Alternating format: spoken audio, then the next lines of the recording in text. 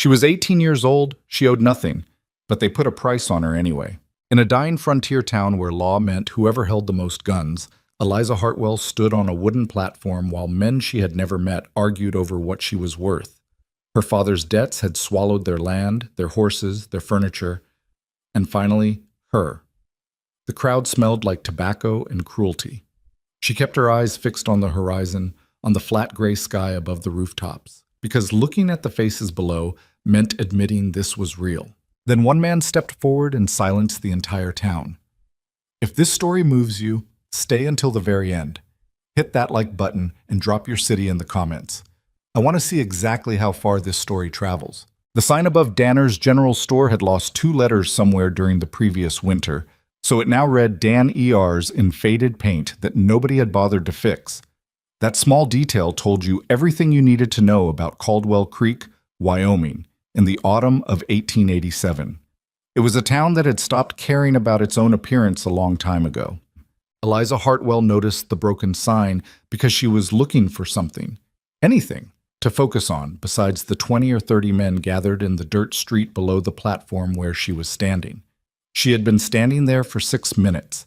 She knew because she had counted every second since Sheriff Roy Dunbar had put his hand on her shoulder and guided her up the 3 wooden steps with the kind of firm, apologetic pressure that told her she didn't really have a choice. She was wearing her best dress.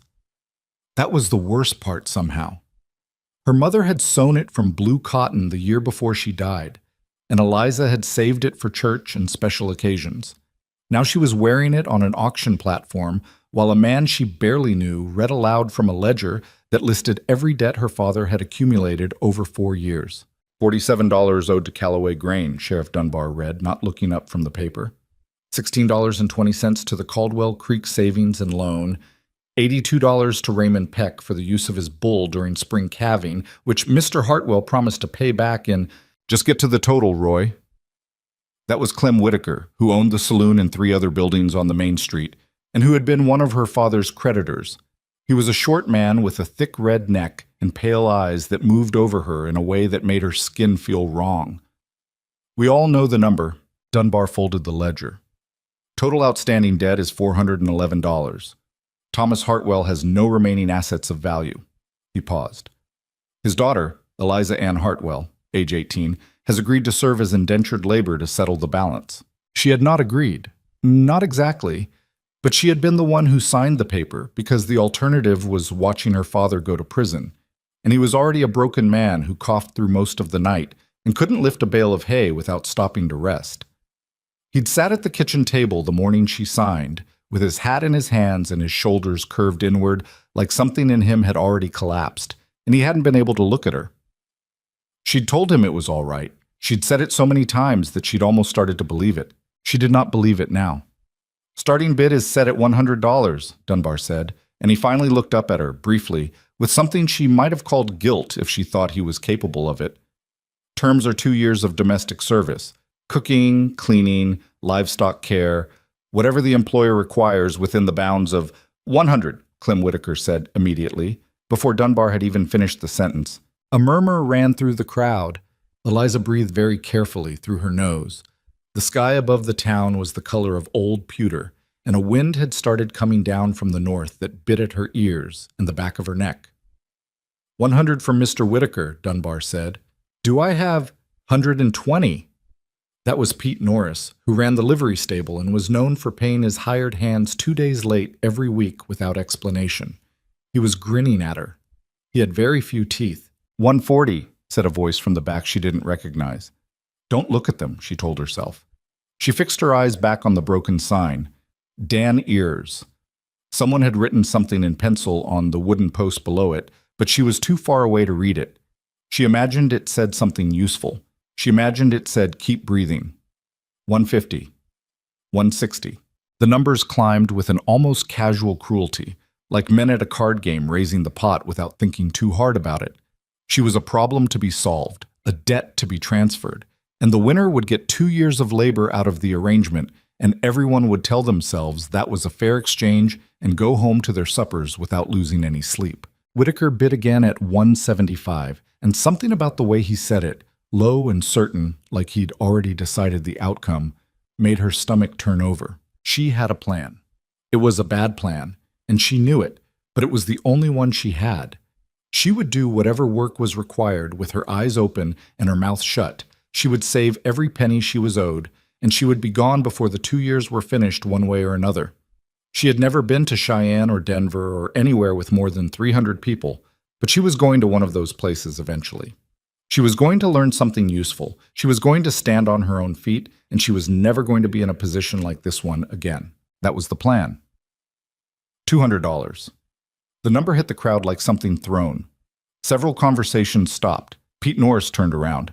Clem Whitaker, who had been fishing a coin from his vest pocket, went still. Eliza looked away from the sign. The man standing at the back of the crowd was tall.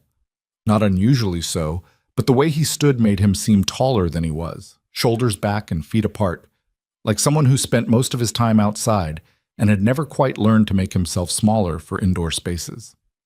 He was wearing a brown work coat that had seen considerable use and a hat that wasn't quite black and wasn't quite gray, just the color of something that had been in the weather for years. He had a short, dark beard going slightly gray at the jaw, and he was probably somewhere in his mid-30s, though it was hard to be certain with men who worked outdoors. He was not looking at her. He was looking at Clem Whitaker, and his expression was completely neutral. "Wade Mercer," someone said quietly, near the front of the crowd, and the name moved through the assembled men in a particular way. Not fear exactly, but a kind of recalibration, like they were all adjusting their estimates of something. $200 from Wade Mercer, Dunbar said, and he sounded slightly relieved, though she couldn't figure out why.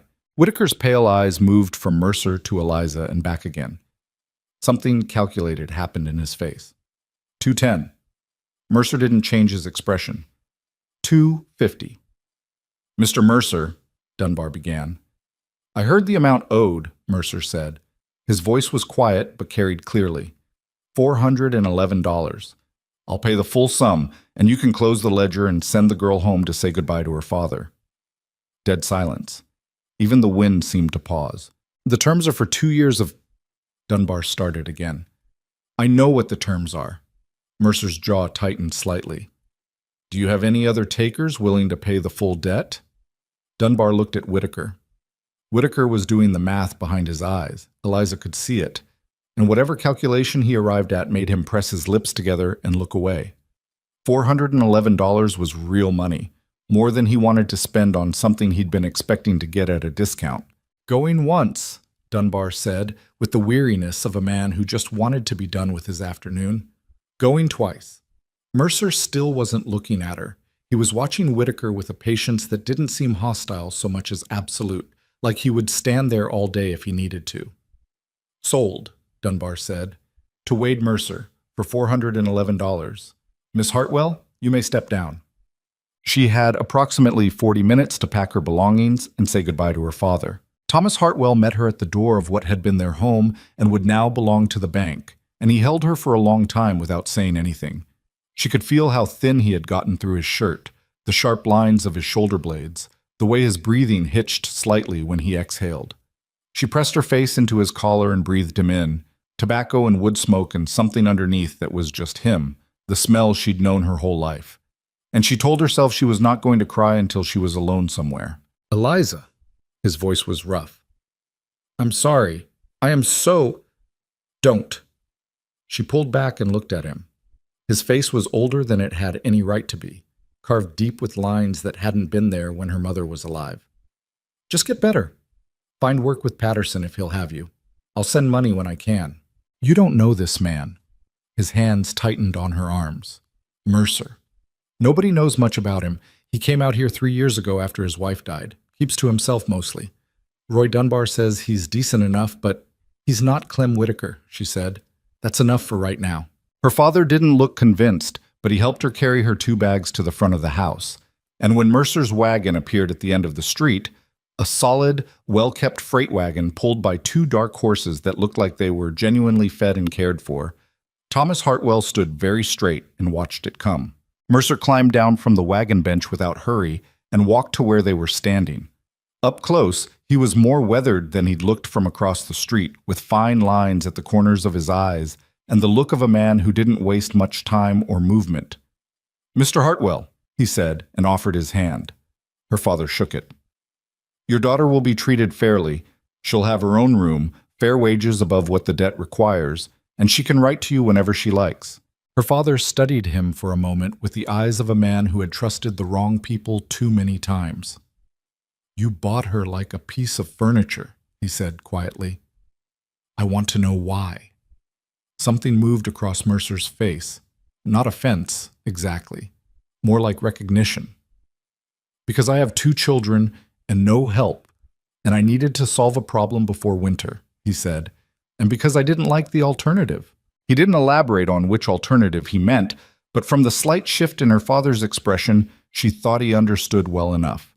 He loaded her bags into the back of the wagon himself and waited while she and her father said their goodbyes. He didn't pretend not to be watching. It wasn't that kind of politeness.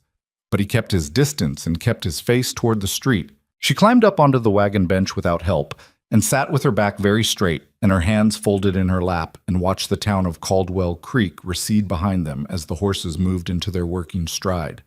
Neither of them spoke for almost a mile. Then Mercer said, without looking at her, You can ask whatever you're thinking. Eliza looked at the road ahead. It was a long road, stretching west through grassland that had gone the color of dry straw in the autumn air. Why did you really do it? I told you, I need help. You could have hired someone. I tried, 3 times in the last year. He was quiet for a moment. None of them stayed. Why? Another pause, longer this time. My children, he said finally, and his voice had changed slightly. Something underneath the flatness now, something that might have been fatigue or something older than fatigue. They're 6 years old, twins. They've been through a lot and they're not easy to be around right now. How not easy? The corner of his mouth pulled in a way she couldn't quite read. The last woman I hired quit after 9 days. She left a note that said they were agents of the devil. The one before that didn't even leave a note, just her apron on the porch railing. Eliza was quiet for a moment. And you thought buying someone at an auction would solve that problem. I thought someone who couldn't afford to quit might be more patient. She turned to look at him directly, which she hadn't done yet. He felt the look and returned it briefly before his eyes went back to the road.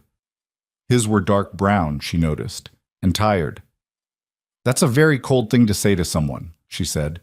Yes, he agreed. It is. I'm not going to be patient with children because I have no choice. If they're genuinely awful, I'll tell you so, and we can figure out something else. He looked at her again, longer this time. All right, he said. And I'll need to know what I'm walking into. What happened to their mother? His jaw tightened. Fever.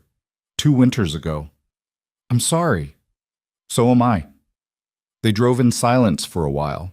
The wind came across the grassland in long, cold sweeps, bending the dry stalks in waves, and the sky had deepened to the color of iron. She was cold. Her coat was thin, and the wagon bench offered no shelter. But she wasn't going to say so. After a while, Mercer reached behind him without comment and produced a heavy wool blanket from behind the bench, which he handed to her without looking away from the road. She took it and wrapped it around her shoulders and said nothing. Mercer Ranch appeared after nearly 2 hours of driving, rising out of the flat grassland in a way that was less impressive than it was solid, like something built by a person who cared more about whether it would last through winter than whether it would look good in good weather. The main house was 2 stories of dark timber, wide-porched, with a stone chimney at each end. Behind it were a barn large enough to hold serious livestock, 2 outbuildings, a fenced corral where 3 horses stood in the fading afternoon light, and stretching away in every direction, cattle. More cattle than she'd expected. How many head? She asked. He glanced at her. About 800. That's not a small operation. No. So why is it struggling? He was quiet for long enough that she thought he wasn't going to answer. Then he said, because running 800 head of cattle and raising 2 grieving 6-year-olds alone is about 4 people's worth of work. And I've only got one of me and a couple of ranch hands who've got enough to do already. She looked at the house as the wagon rolled toward it, light in the downstairs windows, smoke from the left chimney. Are they in there now? Clara and Ethan? Bess Coulter watches them in the afternoons. She'll be leaving when we get there. He hesitated. I should warn you that they know you're coming." "What did you tell them?" "I told them I'd hired someone to help around the house." "What did they say?" The corner of his mouth did that thing again, that unreadable pull. "Ethan said he'd been nice to the last one and it hadn't worked, so he wasn't going to bother this time." Clara didn't say anything. "Which one is more trouble?" "Clara," he said immediately. Without question.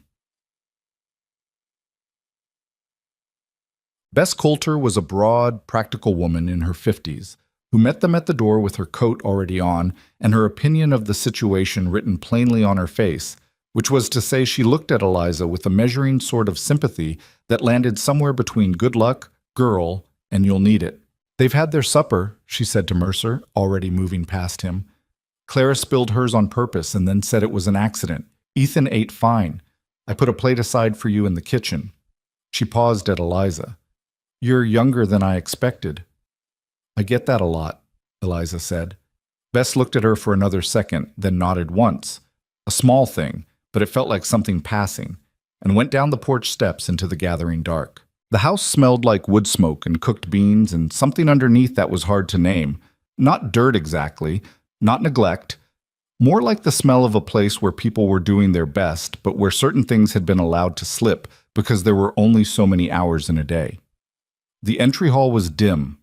A row of coat hooks held one man's coat and two small jackets. Boots were lined up below them with varying degrees of precision. The floor was swept but not scrubbed. "Clara, Ethan." Mercer's voice wasn't harsh, but it landed with weight. "Come out, please." Silence. Then the sound of small feet on floorboards, and two children appeared in the doorway to the left. Eliza's first thought was that they were beautiful in the specific, almost painful way of children who look like one parent and another parent combined into something neither could have been alone. Dark hair, their fathers, and something in the bone structure of their faces that must have come from their mother, a fineness that sat oddly on their 6-year-old faces. They were wearing matching gray clothes that had clearly been mended more than once. Ethan was looking at the floor. Clara was looking directly at Eliza. Her eyes were dark and entirely unimpressed. "This is Miss Hartwell," Mercer said. "She's going to be helping out for a while." "Like the others," Clara said. Not a question. "Her name is Eliza," Mercer said. "You'll address her respectfully." Clara's eyes moved from Eliza to her father with a deliberateness that was almost adult. The others had names too. Ethan still hadn't looked up. Eliza crouched down, which put her below eye level, which was not comfortable in her dress, but seemed important. Clara blinked. She hadn't expected that. "Your father's right. My name is Eliza," she said. "And you're right that the others had names too. I'm not planning to be like them, but you have no reason to believe that yet, so that's fine."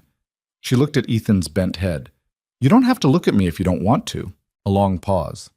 Then Ethan looked up. His eyes were exactly his sister's eyes. Same dark color, same shape. But where hers were challenging, his were wary, careful. "Mrs. Adler said we were too much work," he said. "That's what she told Papa." "I heard you drove the last one out in 9 days," Eliza said. "That's actually impressive for a 6-year-old. Something flickered in Clara's expression.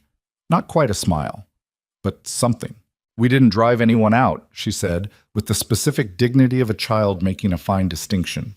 "They chose to leave." "Fair point," Eliza said, and stood up. Bam. Mercer showed her to a room at the end of the upstairs hallway.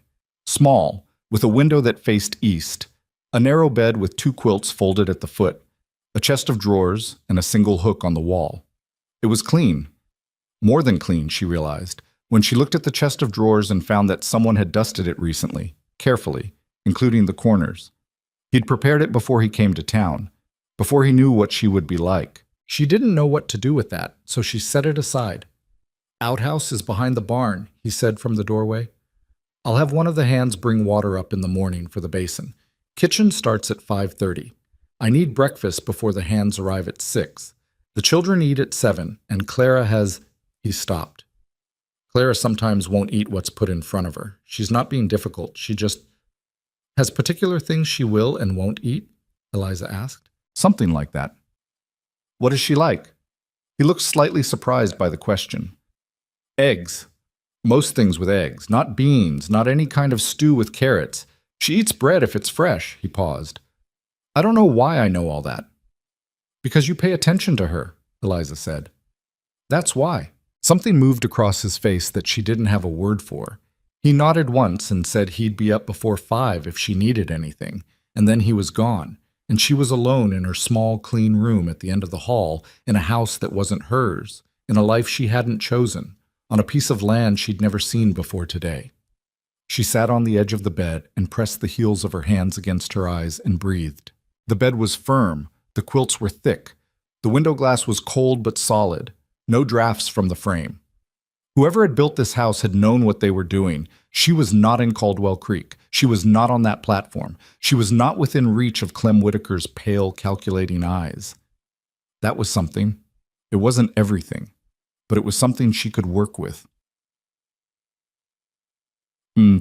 She was up at 5:15, which was before Mercer, which she'd done on purpose. The kitchen was large by frontier standards. Big cast iron range along the east wall, a table that could seat 8 good copper pots hanging from a rack above the work surface. Whoever had stocked it had done so practically, without waste. She found flour, salt, lard, dried beans, cured meat, a crock of something she discovered was apple butter, and a basket with 6 eggs. She made biscuits. It was the first thing she knew how to do well enough that she didn't have to think about it, and not thinking about things was valuable at 5 in the morning in a stranger's kitchen. Mercer appeared at 5:40, stopped in the kitchen doorway, and looked at the biscuits cooling on the rack with an expression she couldn't interpret. You didn't have to do that, he said. I know. He poured coffee from the pot she'd put on and sat at the table and drank it. He wasn't a man who needed to fill silence, she was discovering. Most people, she'd found, were uncomfortable with quiet and would talk to fill it. He seemed to regard silence as simply another weather condition, something to move through without particular agitation. She put a plate of biscuits on the table and sat across from him with her own coffee and waited. After a while, he said, The hands won't say anything about where you came from. I'll make sure of that. She looked at her coffee cup. And in town? People in town will say what they want to say. A pause. They usually do. What will they say? He was quiet for a moment. Probably that I've got another one who won't last. She nodded slowly. And what do you think? He looked at her across the table. In the gray morning light coming through the east window, his face was plainer, more tired, more human. He looked like a man who had not slept well in a long time. I think, he said carefully, that you're someone who's had a bad run of trouble through no fault of your own, and that you're tougher than you look, and that I don't know yet whether that's enough. He picked up a biscuit, turned it in his hands. I think I've been wrong about people before. So have I, she said. He broke the biscuit open. Steam rose. He looked at it for a moment, then at her. These are good, he said, which she understood was not really about the biscuits. The first week was not easy. Clara was not openly hostile, which was somehow worse. She was watchful in the way of a child who has been disappointed too many times to waste energy on direct attack and has instead developed a more refined strategy of waiting for the inevitable failure. She followed Eliza with her eyes. She observed, she pointed out, with devastating factual accuracy, each of the 3 instances in the first 3 days when Eliza did something differently than it had been done before. Mrs. Fowler strained the milk before she put it in the pitcher, she announced, from her position at the kitchen table, watching Eliza's hands. Was Mrs. Fowler the one who left after 9 days? 7. Clara's eyes didn't waver. She stayed 7 days. Did straining the milk help her stay longer? A pause. No. I'll strain it if it matters to you, Eliza said. Hand me that cloth. Clara did not move for a moment. Then, slowly, she got up and handed over the straining cloth without comment. It was not agreement, but it was something. Ethan was different. He was quieter than his sister, more inward, and he had developed a strategy of simply disappearing, not running, not hiding, just becoming somehow invisible, folding himself into corners and small spaces and watching from there. On the second day, Eliza found him in the barn, sitting in the hay with his knees pulled up, doing nothing, just being very still. She sat down nearby and was also still for a while. You don't have to come find me, he said eventually. I'm not finding you, she said. I just came out to check on the chickens. He looked at her. The barn cats had discovered her and wound around her legs with their usual indiscriminate enthusiasm. Mrs. Adler used to say she liked children, he said. She said it the first day she came. I haven't said that. No. A pause. One of the cats jumped into her lap without invitation, which was the way of barn cats. She scratched it under the chin. My mother used to sit in the barn, Ethan said, when things were hard. She didn't say anything to that. It didn't seem like something that needed a response. She just sat with him in the hay while the cats moved around them and the light came through the boards in long, dusty lines. And after a while he uncurled a little, and they sat together in the quiet. And that seemed to be enough for the moment. By the end of the first week, she had established certain understandings that were not rules so much as facts about how things were going to work. Clara was responsible for collecting eggs in the morning. Not as punishment, not as assigned chore, but because Eliza had noticed that Clara had a particular relationship with the chickens that was somewhere between private and proud. She knew each bird by some characteristic she'd assigned it. She had opinions about which hen laid most consistently, and the morning she came in from the coop, she always seemed marginally less armored. Ethan was responsible for nothing specific. Eliza had watched him for a week and determined that he was the kind of child who needed room more than structure, who responded better to being invited than required, and who would help with almost anything if you were doing it yourself and simply didn't make a production of including him. At mealtimes, she made eggs in rotation and never made a stew with carrots. Wade Mercer ate whatever was put in front of him, thanked her at every meal, and never once commented on the management of his children, which she appreciated more than she'd expected to. On Saturday evening of the first week, after the children were in bed, she was sitting at the kitchen table mending a tear in one of Ethan's shirts when Mercer came in from the barn with hay in his hair and the particular tiredness that comes from physical work done past what the body wanted to do. He poured 2 cups of coffee and set one in front of her without asking, and sat across from her with the other. You haven't quit, he said. It's been a week. The record is 9 days, he said, and it was almost, not quite, but almost, dry. She kept her eyes on the mending. Clara tested me 4 times today. I know, I saw the last one. She'd been trying to get Clara to come inside for lunch, and Clara had looked at her from 20 feet away with absolute composure and said, You're not my mother and I don't have to do what you say, which was true on both counts. Eliza had said so. She'd said, You're right. You don't have to do what I say, but your father asked me to have lunch ready at noon, and there's cornbread, and I'm going in now and you can come or not as you choose. And she'd gone inside. Clara had appeared at the table 3 minutes later, not looking at anyone. She didn't expect you to walk away, Mercer said. I know. The others, he stopped, tried again. They usually either tried to force the issue or they cried. He said the word cried without judgment, just as fact. I'm not going to force a 6-year-old to do anything she doesn't want to do, Eliza said. And I'm not going to cry in front of her because she's watching me to see if I'll fall apart. Mercer was quiet for a moment. How do you know that? She kept mending. Because that's what I'd do, she said. If I were her. He looked at her across the table. She could feel the look without seeing it, a particular quality of attention. You're not what I expected, he said. You said you'd been wrong about people before. I said I didn't know yet. She bit off the thread and held up the shirt, checking the seam. And now? He was quiet long enough that she looked up. His face in the lamplight was hard to read. It was usually hard to read, but there was something in his eyes that wasn't tiredness for once. I think I might have gotten lucky, he said. For once. She folded the shirt. Outside the wind was starting.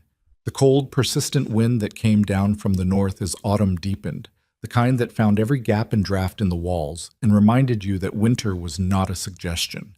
She could hear the horses shifting in the barn. I need you to understand something, she said. I'm not going to be a servant who disappears into the background and smiles and causes no trouble. I know. I'm going to tell you when I think something isn't working, and I'm going to tell you when I think something is working, and I'm going to tell you if your children need something that I don't know how to give them. I'd want you to, he said. Good. She set the mended shirt on top of the pile. Then we understand each other. She picked up her coffee cup, and they sat for a while in the yellow lamplight, while the wind moved around the corners of the house and outside, Mercer Ranch settled into the deep quiet of a frontier night. And inside, something that wasn't quite trust but was moving in that direction took its first small root.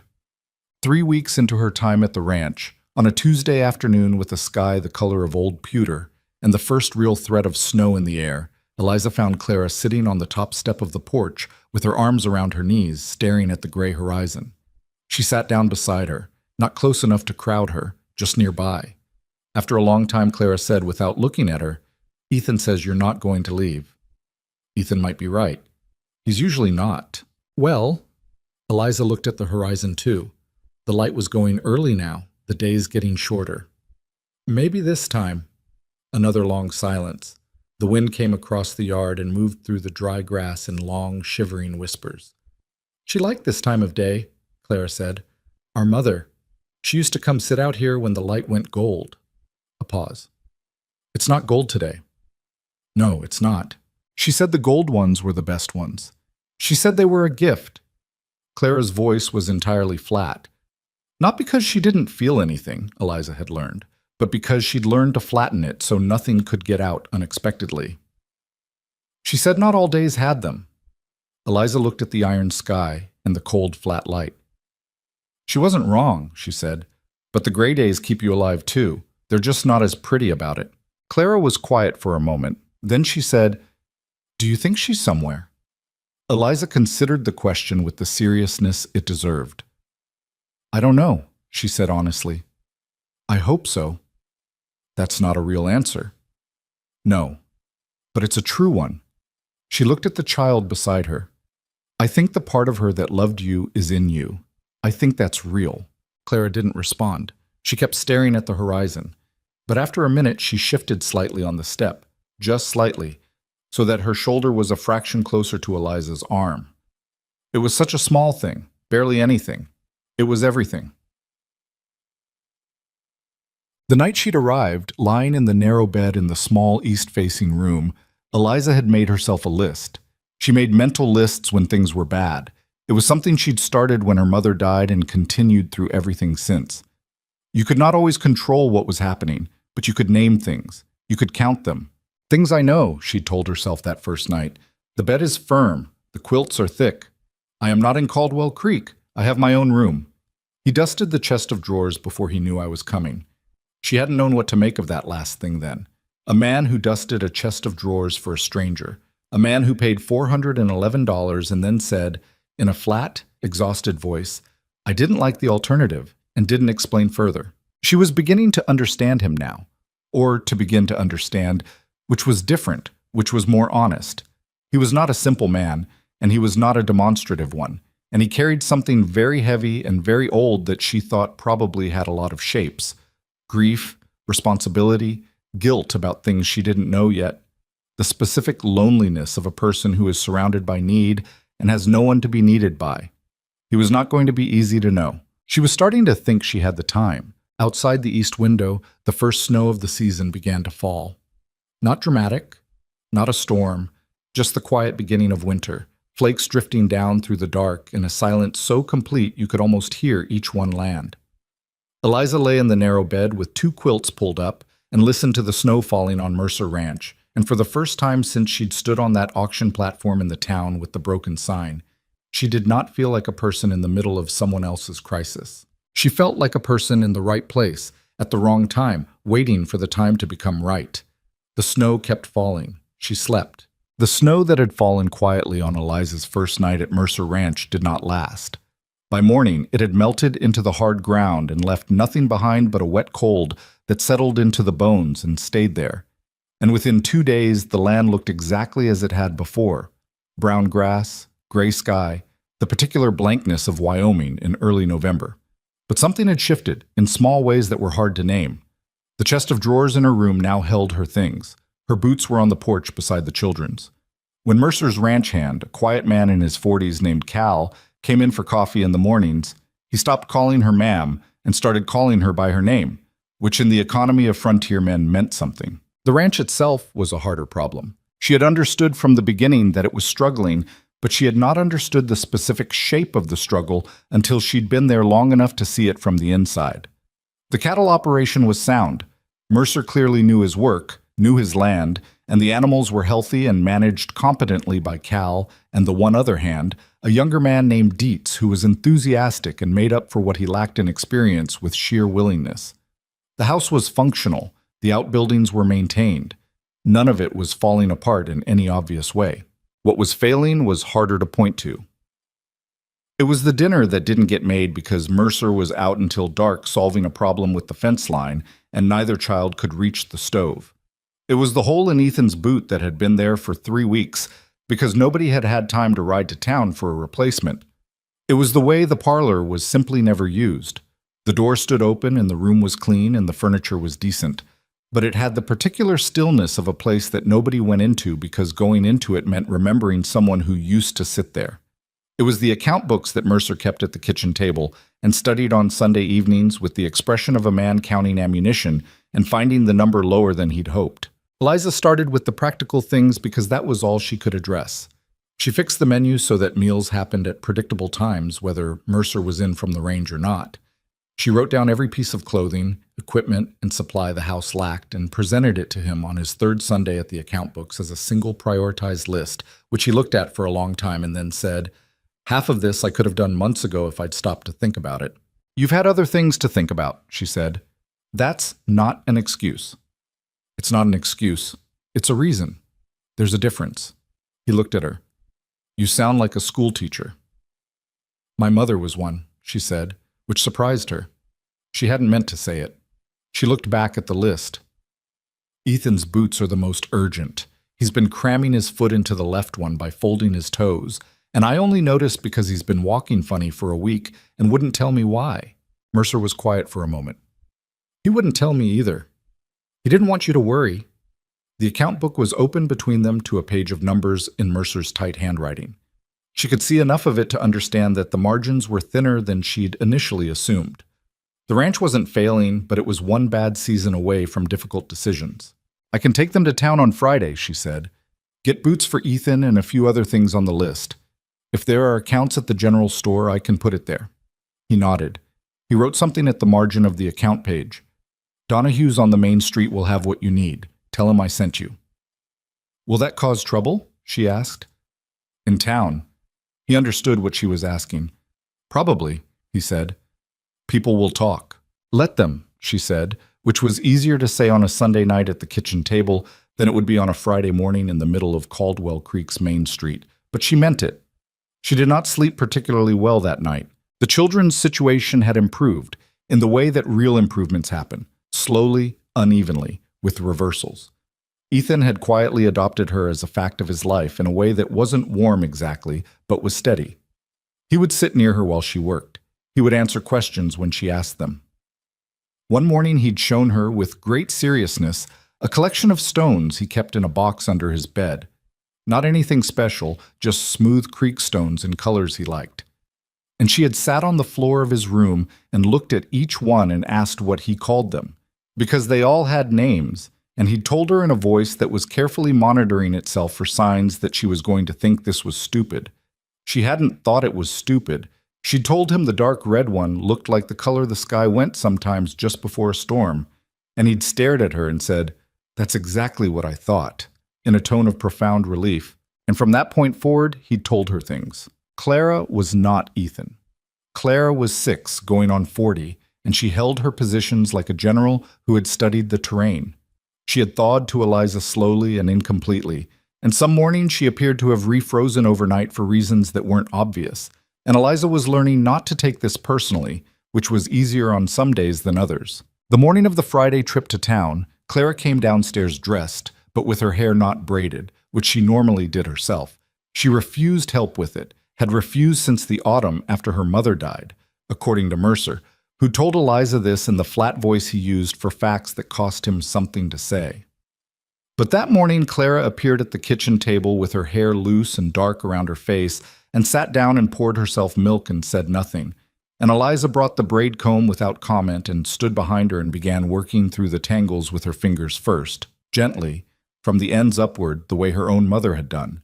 And Clara sat very still with her hands around her milk cup and let her do it. She didn't say thank you, but she also didn't say stop. They rode to town in the wagon, which Eliza drove herself because she'd learned the horses in her second week, and because Mercer was out with Cal dealing with a section of fence that had come down in the night. The sky was low and white, and the air had teeth in it. Ethan sat between her and Clara on the bench and pointed out a hawk circling over the grass to the east, and Clara said she'd seen it first, which was probably true. And they argued about it in the comfortable, specific way of children who have been arguing since before they could fully form sentences. Caldwell Creek looked smaller than she remembered, which surprised her. It had felt enormous on the platform, vast and cold and full of faces. Now it was just a main street with a dozen storefronts and frozen mud ruts in the road and a few horses at the hitching posts outside the saloon. The saloon was Whitaker's. She kept her eyes away from it. Donahue's general store smelled like leather and dried herbs, and the particular dry warmth of a wood stove worked hard. The man behind the counter was middle-aged with a gray beard and the economical movements of someone who spent their life in a specific space and had learned its dimensions precisely. "Miss Hartwell," he said, and his voice was neutral in a way that wasn't unfriendly. "What can I do for you?" "A few things for the Mercer Ranch," Mr. Mercer said to put it to his account. "Course." He reached for his ledger. "Ethan, you've grown a foot since August. What do you need?" Ethan, who had been examining a display of pocket knives with the attention of someone who is aware they're not allowed one but hasn't stopped hoping, looked up. "Boots," he said. "My old ones are too small." "Both of them," Eliza said. "He's been managing with the left for a while." Donahue looked at her over his ledger with an expression she couldn't read. "Mercer didn't mention that last time he was in." He didn't know. Something shifted in the man's face. Not quite approval, but adjacent to it. He came around the counter and measured Ethan's feet with a worn cloth tape and produced 2 pairs for comparison, and they settled on a sturdy brown pair that fit correctly and made Ethan stand differently in the way that children stand differently when they're not quietly managing pain anymore. She was listing the other items when the bell above the store door rang, and she heard, without turning around, Clem Whitaker's voice. "Well," he said, "Mercer's girl." She turned around because not turning around was worse.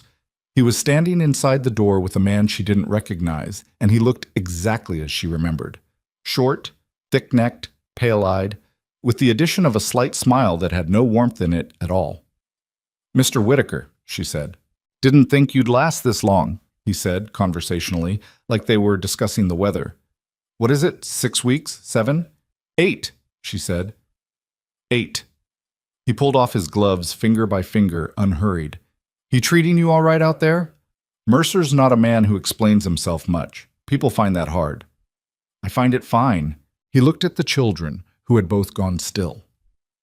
Ethan had moved slightly behind Eliza without quite hiding. It was a small movement, instinctive, barely perceptible. Clara was looking at Whitaker with her particular direct gaze that gave nothing away. "Kids look well enough," Whitaker said. "Considering." He looked back at Eliza. "You know what happened to the others? Before you?" "I know they left," she said. "One of them came to work for me after," he said. "Over at the saloon. Said the man was cold as January, not a word of thanks for anything, no warmth in the house at all. Said the children were—" He made a small gesture that she didn't like. "Well, children without a mother tend to go one of 2 ways, don't they?" Donahue had gone quiet behind his counter in the way of a man who wants no part of something. "Is there something you needed at the store?" Eliza asked. "Mr. Donahue looks like he's waiting on you." Whitaker smiled again. "Just being neighborly."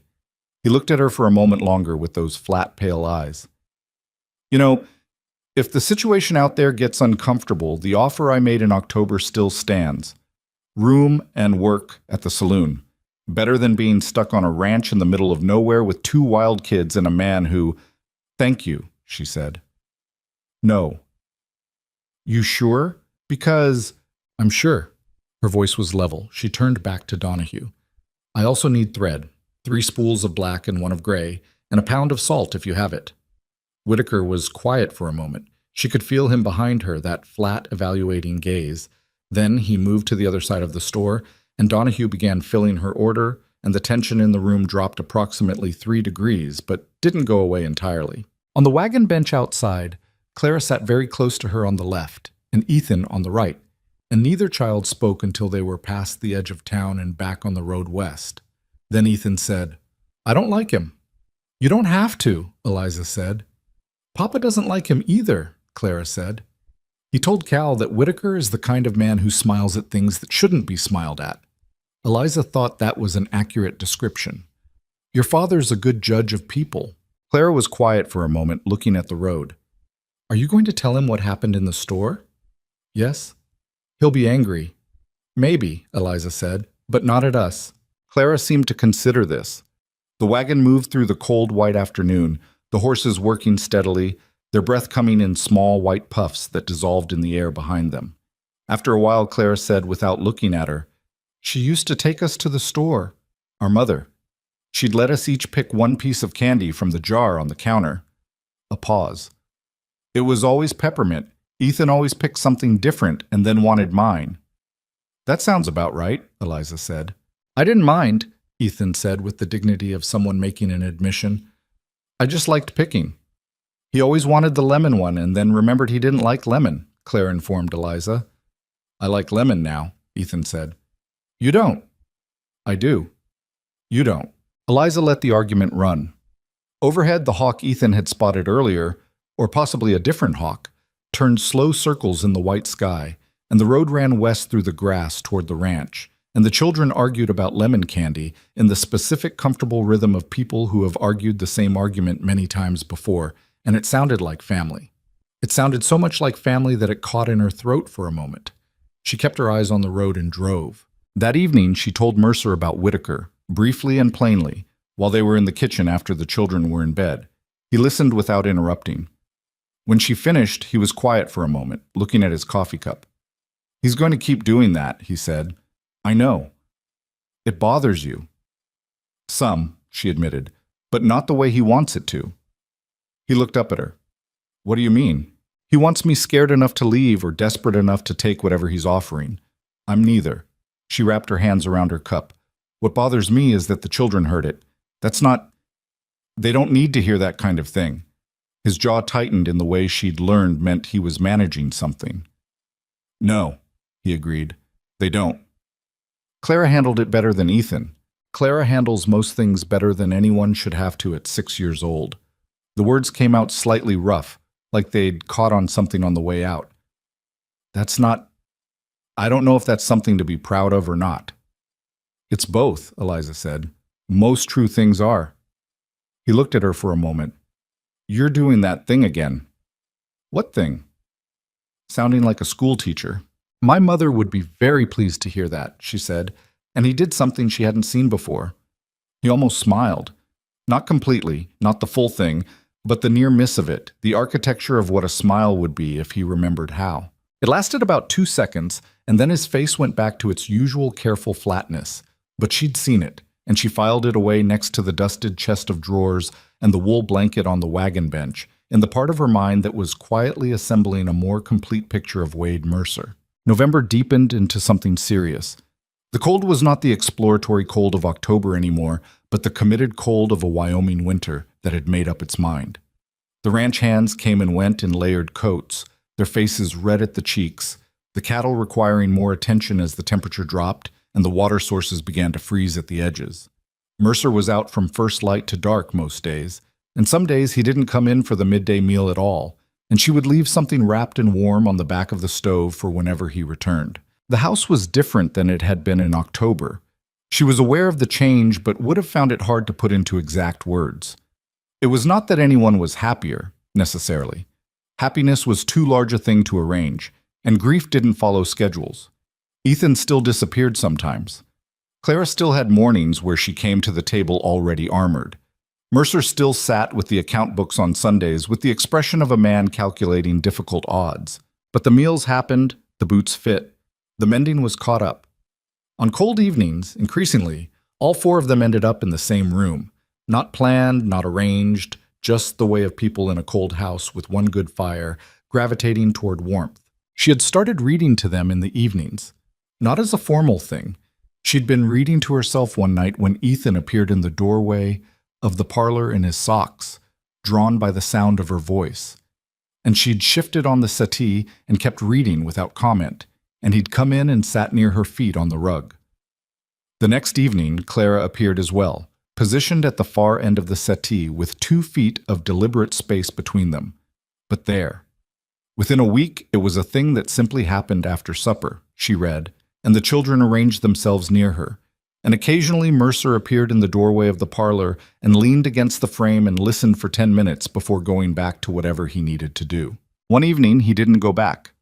He came in and sat in the chair by the fire and listened until the chapter ended, and when Ethan fell asleep with his head against the settee cushion, it was Mercer who lifted him and carried him upstairs without waking him. She heard his footsteps going up and coming back down, and then he reappeared in the parlor doorway. "Same time you put him down every night, and he's out in 20 minutes, he said quietly, since Clara was still technically awake, though barely. Tonight he makes it 20 minutes into the story. He trusts the situation, Eliza said. His body knows it can let go. Mercer looked at his sleeping daughter, who had slid sideways on the settee with her mouth slightly open, every guard dropped in unconsciousness. She looks younger when she's asleep, he said. She is younger, Eliza said. She just works very hard not to seem it. He looked at her. In the firelight, his face was different than in daylight. The lines were softer, the tiredness showed more clearly, but also more honestly. I should have hired help before it got this far, he said. I kept thinking I could manage. You did manage, she said. That's different from doing well. He was quiet. Outside, the wind moved around the house with its particular winter voice, finding all the old familiar gaps. The woman who came before you, he said, Mrs. Adler, the one who stayed 9 days. He stopped. What about her? She told me that the children were damaged and I should consider boarding school for Clara. He said it flatly, but the flatness cost him. That Ethan was fine, but Clara was... She used the word feral. Eliza looked at Clara asleep on the settee, 6 years old, with her guard down for the first time all day. She was wrong, she said. I know that. He said it quietly, like a person who had needed to say it out loud for a while. I knew it then, but I was tired and she was leaving and I was looking at another winter of... He stopped again. I believed it for about 2 days, that it would be better if Clara was somewhere else, that she'd be easier somewhere she wasn't reminded of everything all the time. His jaw tightened. That's a thought I'm not proud of. But you didn't do it. No. Because... He looked at his daughter again. Because she's mine, he said simply. Both of them. Whatever state they're in. She would remember that later, that exact sentence, the way he said it. Not as a declaration, not with any weight of grandeur, just as a plain fact, the flattest truth he knew. Both of them. Whatever state they're in. She picked up Clara without waking her. She was heavier than she looked, solid, a dense little person, and carried her upstairs, and Mercer followed to make sure the lamp was out and the covers were right. They stood for a moment in the doorway of the children's room, which was also something new. They had settled into a habit of these brief shared pauses at the end of the evening, not talking, just occupying the same quiet space, checking that things were as they should be before separating for the night. I got a letter from my father today, she said, quietly, so as not to wake the children. He looked at her. Is he all right? Better. He's working for Patterson like I told him to. He sounded... She searched for the right word. More like himself. She paused. He asked about you. Mercer seemed faintly surprised by this. What did you tell him? That you were fair, she said. That the work was hard but honest. That the children were... She looked at the 2 small sleeping shapes in the dimness. That they were worth the effort. He was quiet for a moment. That's all you told him? She looked at him. What else should I have said? He held her gaze for a second, then looked away. Nothing, he said. Good night, Eliza. Good night, Wade. She had started calling him that about 2 weeks ago, and neither of them had acknowledged it formally. It had just happened, slipping from Mr. Mercer to something shorter and plainer, the way things did when formality started costing more than it was worth. She lay awake for a while that night, listening to the house settle around her. She thought about the store and Whitaker's pale, assessing eyes, and the way he'd said Mercer's girl like it was both a description and a diminishment.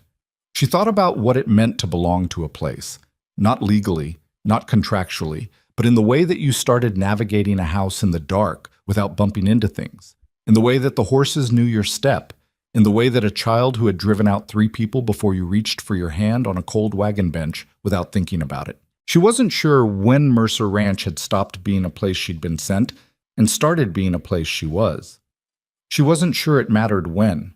Outside, the wind kept its conversation with the walls, and somewhere across the dark yard, one of the horses made a sound in the barn, and the fire settled in the downstairs hearth, and the house breathed around her like a living thing. And Eliza Hartwell, 18 years old, who had stood on a platform in a dying town and been sold like a debt, lay in her narrow bed at the end of the hall, and for the first time in longer than she could clearly remember, felt something that was not quite safe, because nothing on the frontier was ever quite safe, but was close enough to it that she could close her eyes without holding them shut. It started with Ethan. She almost missed it, which was the thing that scared her most afterward, how close she came to thinking it was nothing. He'd been quiet at supper, quieter than usual even for him, and he'd only eaten half his plate, which she'd noticed but attributed to the story he'd been distracted by all afternoon, a book about horses she'd found on the parlor shelf that he'd carried around like something precious. He'd gone to bed without argument, which was not unusual, and she'd checked on both children at 9 the way she always did and found them sleeping. And she'd gone to her own room and read for 20 minutes and put out the lamp. She woke at 2 in the morning to a sound she couldn't immediately name. It took her a few seconds, sitting up in the dark, with her heart already going faster than the situation seemed to call for, to understand what she was hearing. It was Ethan's voice, low and continuous, coming through the wall. Not words, just sound, the specific underwater murmur of a child talking in the grip of something. She was in the hallway with her lamp lit before she was fully awake. He was burning. That was the only word for it. She touched his forehead and pulled her hand back at the heat, and then pressed it there again, firm, making herself hold it. His skin was dry and scorching, and his eyes were half open but not seeing her. They were tracking something on the ceiling that wasn't there, and his lips were moving with that continuous quiet murmur that she now understood was not words at all, but the sound of a child's body working very hard at something. "Ethan." She kept her voice steady with effort. "Ethan, I'm here." He didn't respond. His hands were fisted in the blanket. She checked Clara in the same bed. They still shared, by their own preference, and found her cooler, normal, and then looked again at Ethan and made herself think rather than panic, which was harder than it sounded at 2 in the morning with a burning child in front of her. "Water. Cool water, not cold. Keep him from chilling while you bring the temperature down. Find out how long he's been like this. Get Mercer." She did the water first because it was immediate and she could do it herself, going downstairs in her nightgown with her lamp and filling the basin from the kitchen pump. And when she came back and pressed the damp cloth to Ethan's face and neck, he flinched away and then stilled, and she kept her hand on his arm so he knew where he was. Then she went to Mercer's door at the end of the hall and knocked. He answered faster than she expected, which meant he'd been either a very light sleeper or already awake. He came to the door in his trousers and undershirt, with his hair disordered and his eyes sharp in a way that said he'd moved from sleep to full alert in the time it took to cross the room. "Ethan," she said. "Fever. Hi." His face did something complicated and went still.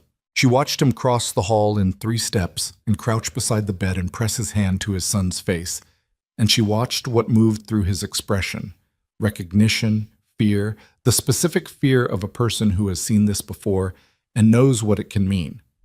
And then she watched him put it somewhere and close over it. "How long?" he said. "I don't know. He was fine at 9. "Clara?" "Normal temperature. I checked." He looked at Ethan for a moment, at the dry flushed skin and the half-open eyes, and then he stood up. "I'll ride for Doc Hennessy in town." "In the dark?" "Horses can manage the road," he said. "I know it well enough." "Wade?" She said it quietly so as not to wake Clara. "That's 2 hours round trip if everything goes right. I need to know what you want me to do while you're gone, and I need to know if you've seen this before in him." He stopped. He looked at her. She could see the thing he was carrying. Not just tonight's fear, but older fear, stacked underneath it. The specific weight of a man who had watched someone he loved go this same direction and had not been able to stop it. "His mother," he said. It came out flat. It started with a fever. I know, she said. She didn't say I know, it's not the same thing. She didn't know that, and saying it would be a lie meant to comfort, and he would know it was a lie, and that would make it worse. Go get Hennessy. I'll keep the fever down as much as I can, and I'll stay with him. If Clara wakes up, I'll manage her too. He looked at her for another second. His jaw was tight, and his eyes were doing the thing they did when he was holding something at a distance by force of will alone. Don't let it go above... He stopped, swallowed. If he starts shaking, real shaking, put him on his side. I will. He nodded once, went to his room for his coat and boots, and she heard him go down the stairs and out the back door, and then the sound of the barn, and then hoofbeats moving away from the house into the dark. She sat on the edge of Ethan's bed and dipped the cloth and pressed it to his neck and talked to him in a quiet, steady voice about nothing in particular. The horses, the hawk he'd seen over the grass, the stones in the box under his bed, whatever came to her. She didn't know if he could hear her. She talked anyway because silence felt worse, felt like giving ground to something. Clara woke at 4. She came awake cleanly, the way she always did, from one second to the next, and she looked at her brother and then at Eliza, and her face went through several things very quickly before settling into a stillness that cost her. Is he dying? She said. No, Eliza said. He has a fever and your father's gone for the doctor. Come here. Clara climbed over the blankets and sat beside her without hesitation, which was itself a measure of how frightened she was. She didn't calculate the distance, didn't manage the approach, just came. Eliza put her arm around her, and the child pressed into her side and was very still. His eyes look wrong, Clara said. His body's working hard and it's using most of what he has. That's why he looks like that. She kept the cloth moving, forehead, neck, the inside of his wrists where the pulse ran close to the surface. Talk to him. He can't hear me. Maybe not. Talk to him anyway. A pause.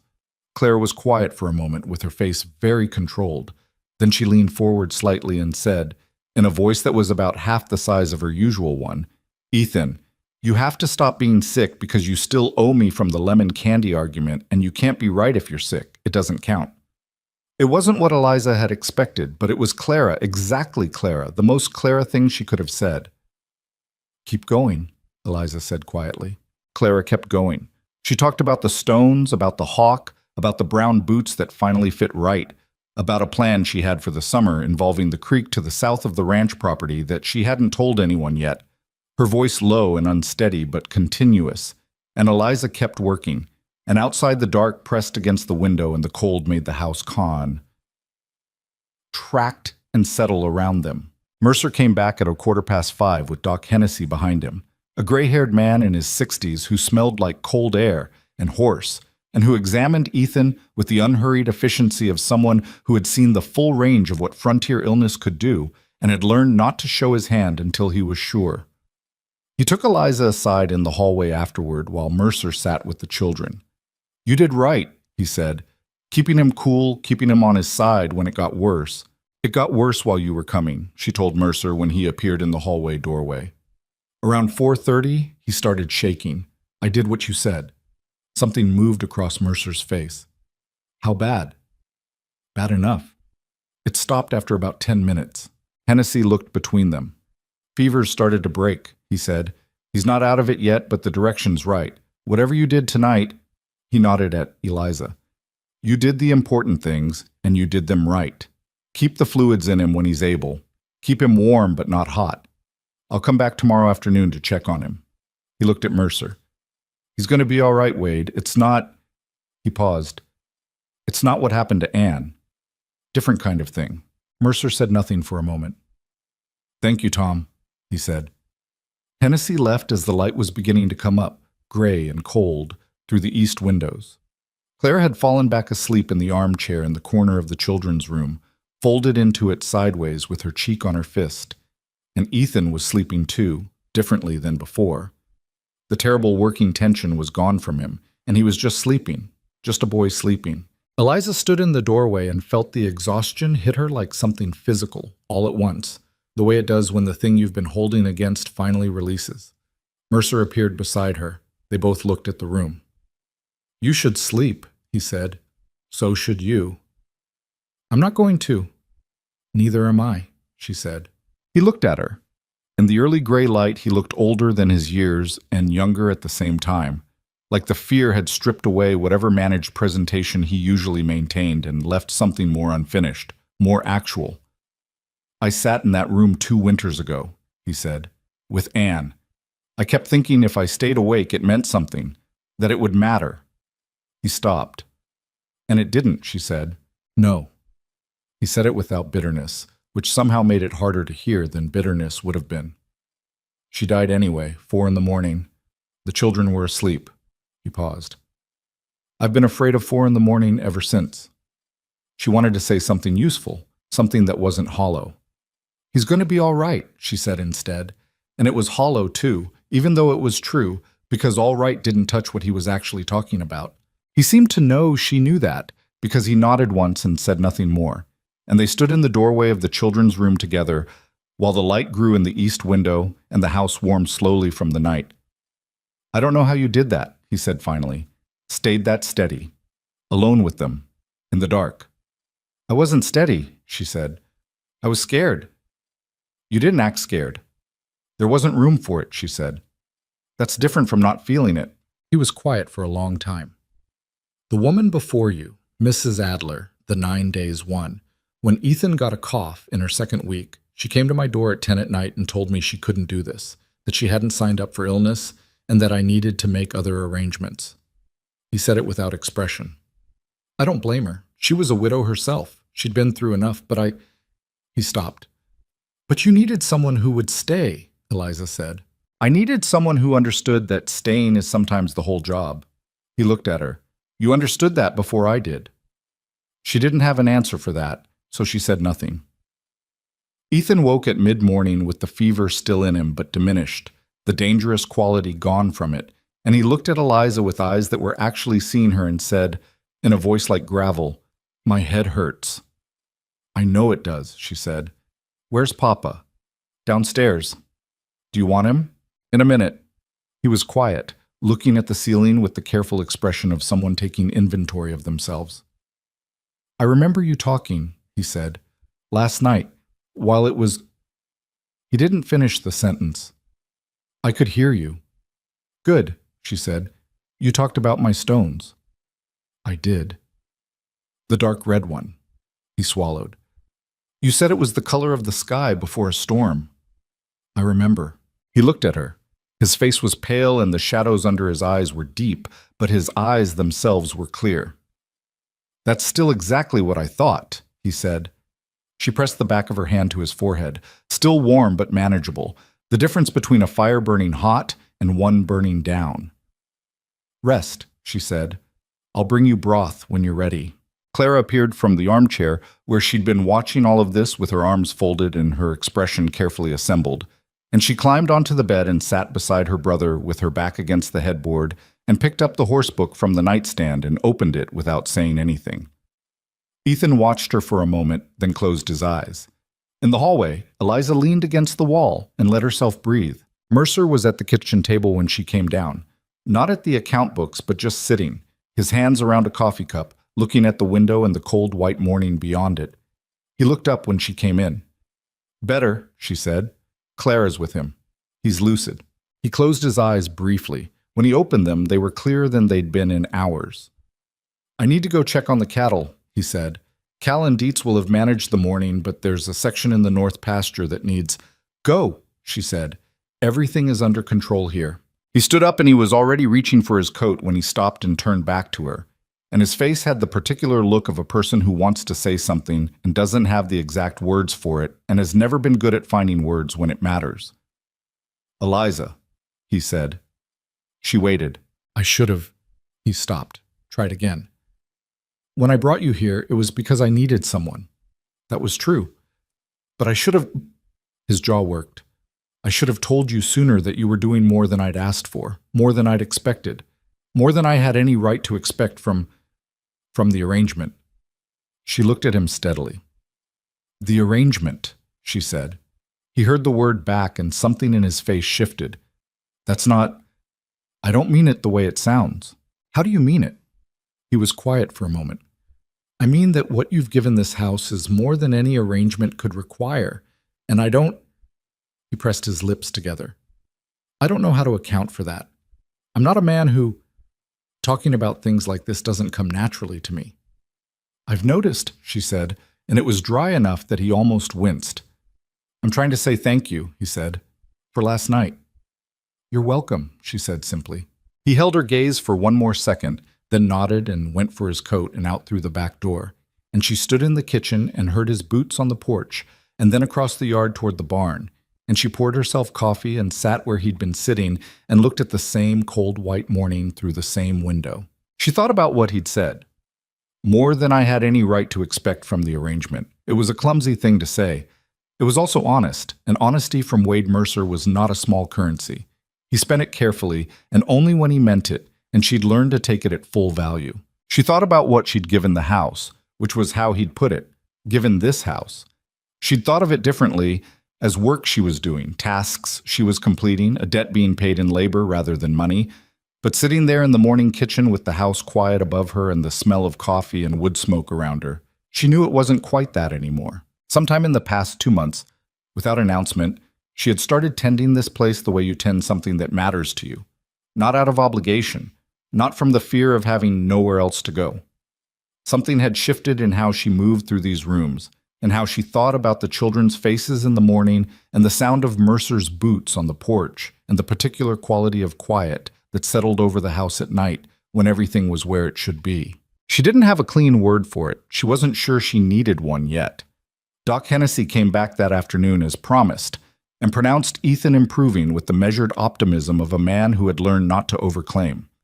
Clara shadowed the examination with her arms folded and her eyes tracking every movement the doctor made, asking questions with the specific relentlessness of someone who has decided that information is the one thing she can control. What causes a fever that high, she asked. A number of things, Hennessy said. What caused this one? Infection of some kind. His body fought it. How do you know it won't come back? Hennessy looked at her with the expression of a man who was not used to being cross-examined by a 6-year-old and was recalibrating. I don't know for certain, he said, but the signs are good. Clara absorbed this. You should say that at the beginning, she said. Instead of saying he'll be fine, you don't know if he'll be fine. You should say the signs are good. Hennessy glanced at Eliza.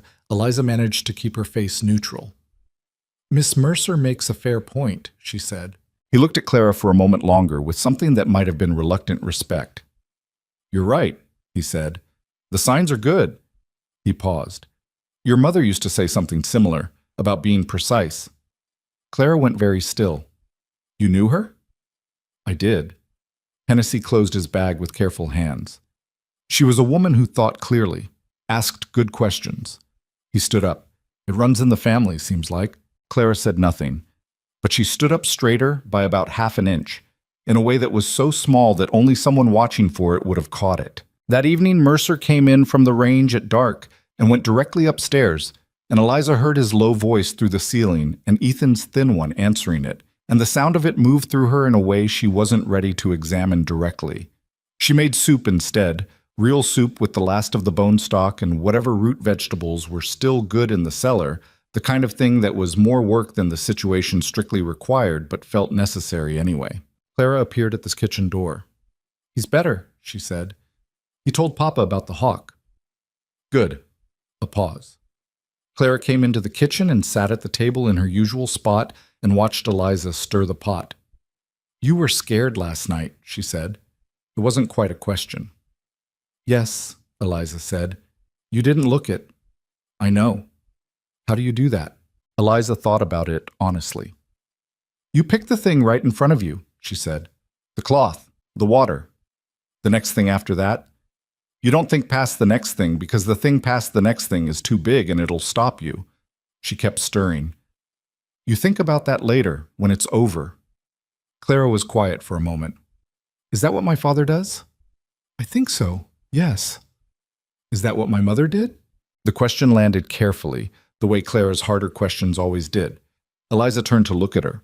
The girl was sitting with her hands flat on the table, looking at the pot, her face doing its best at neutral and not entirely succeeding. I didn't know your mother, Eliza said. But from what I've heard about her, and from what I can see in you and Ethan, I think she was someone who knew how to stay present in hard moments.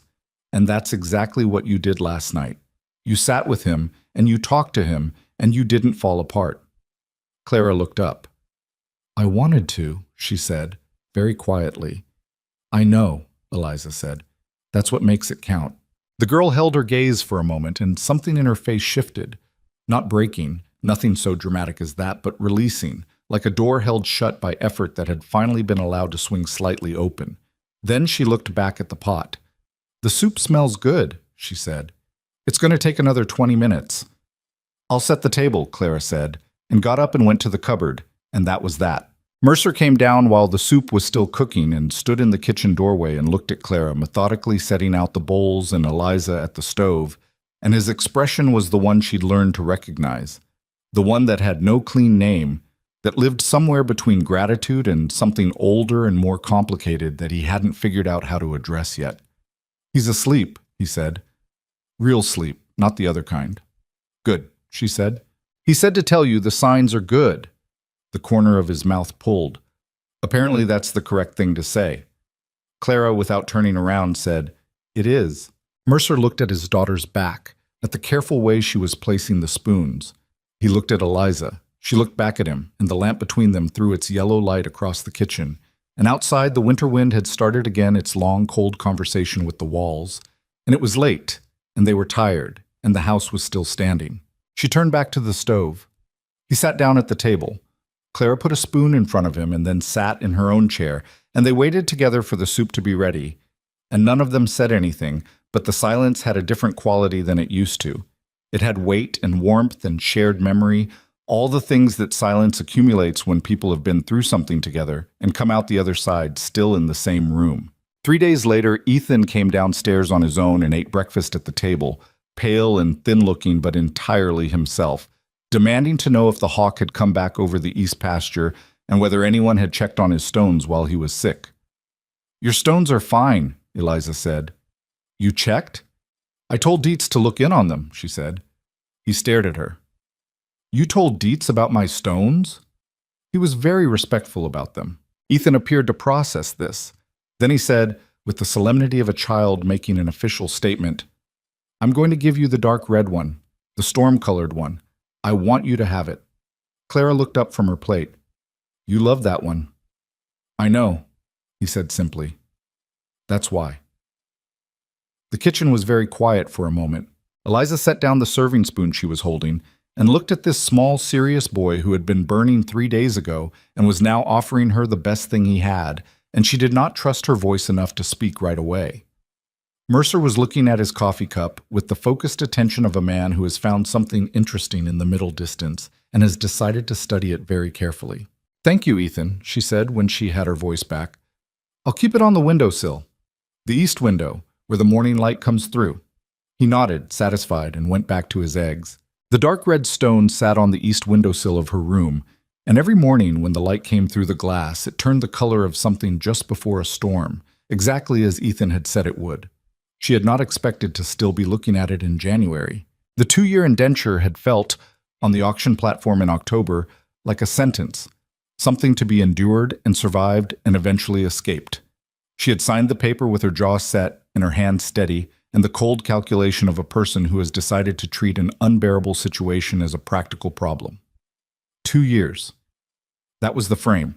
That was the thing she would get through. She had stopped thinking in those terms sometime around December, and she hadn't noticed when it happened, which bothered her more than the fact of it. January at Mercer Ranch was a different animal than the autumn had been. The cold was not a condition anymore, but an environment. The world outside the house windows was white and gray and brown. The cattle required twice the work at half the efficiency. The days were short enough that by the time supper was done and the children were in bed, the darkness had been in place for hours.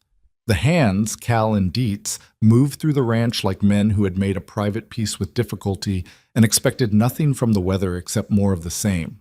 Mercer worked harder in January than she'd seen him work in any previous month, which was a significant statement given that she'd never seen him not working. He came in some evenings with ice in his beard and the deep-set tiredness of a man who has been fighting something all day and gained only a draw. She had taken to keeping something warm on the stove regardless of the hour.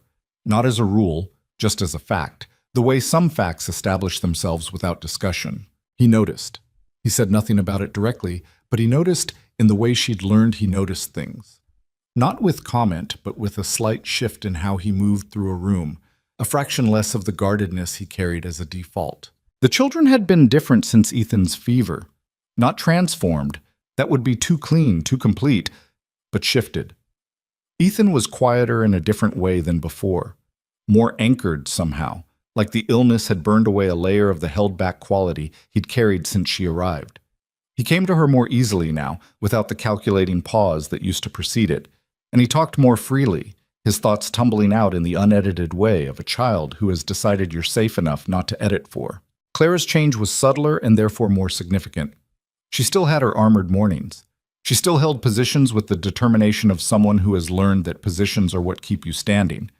But she had stopped watching Eliza for signs of imminent departure. That particular vigilance had eased, replaced by something that was not quite trust and not quite dependence, but lived in the territory between them. One afternoon in the middle of January, Eliza was at the kitchen table writing a letter to her father. He was still with Patterson, still doing better, his handwriting in his last letter steadier than it had been in years, when Clara appeared and sat across from her without invitation or explanation and got out the small notebook she used for drawing and began to draw. They sat like that for an hour, both of them occupied, neither talking, the wood stove ticking beside them. And it was so ordinary that Eliza almost didn't recognize what it was. It was comfort. Clara was seeking her company the way people seek the company of someone they feel safe with, not for conversation, but for presence, for the particular warmth of being near someone who will not require anything from you for an hour. She was careful not to remark on it, because remarking on it would require Clara to have an opinion about it, and Clara having an opinion about it would require her to defend herself, and none of that was necessary. So she kept writing her letter and let the hour be what it was. The trouble with Whitaker came in the second week of January, and it came through Cal. Cal was not a man who brought problems indoors.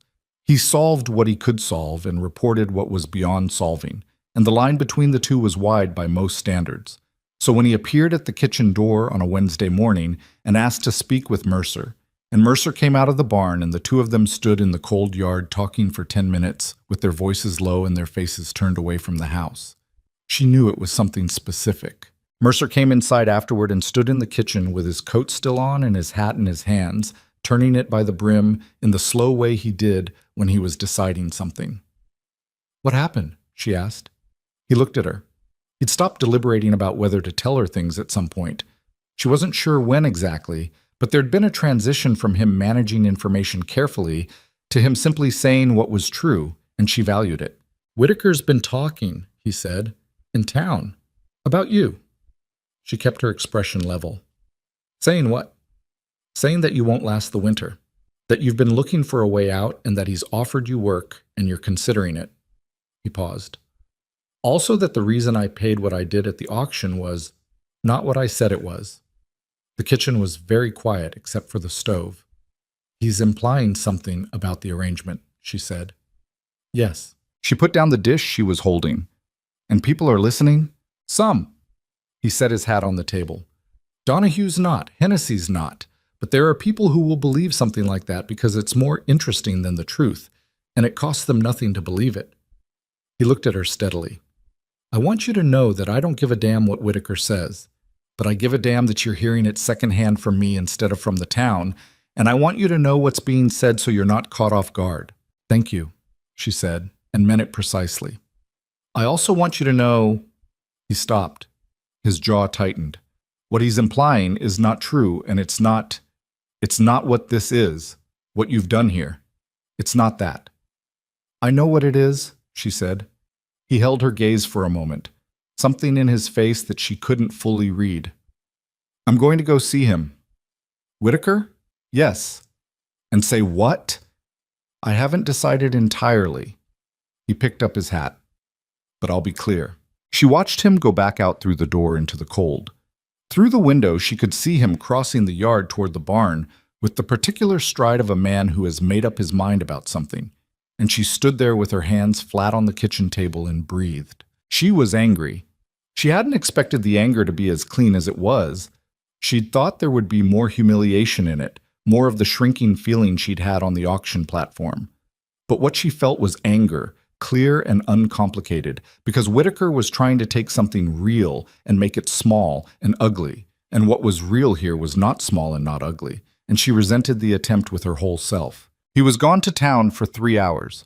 When he came back, he said only that Whitaker had been informed that any further comments about Eliza or the ranch would have consequences, and that he believed the message had been received. "What kind of consequences?" she asked.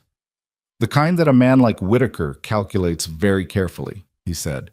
She didn't ask for more specifics. The way he said it was enough. That night, after the children were asleep, they sat in the parlor. It had become a thing they did. Increasingly, the parlor in the evenings, the fire, the habit of the same space at the same time.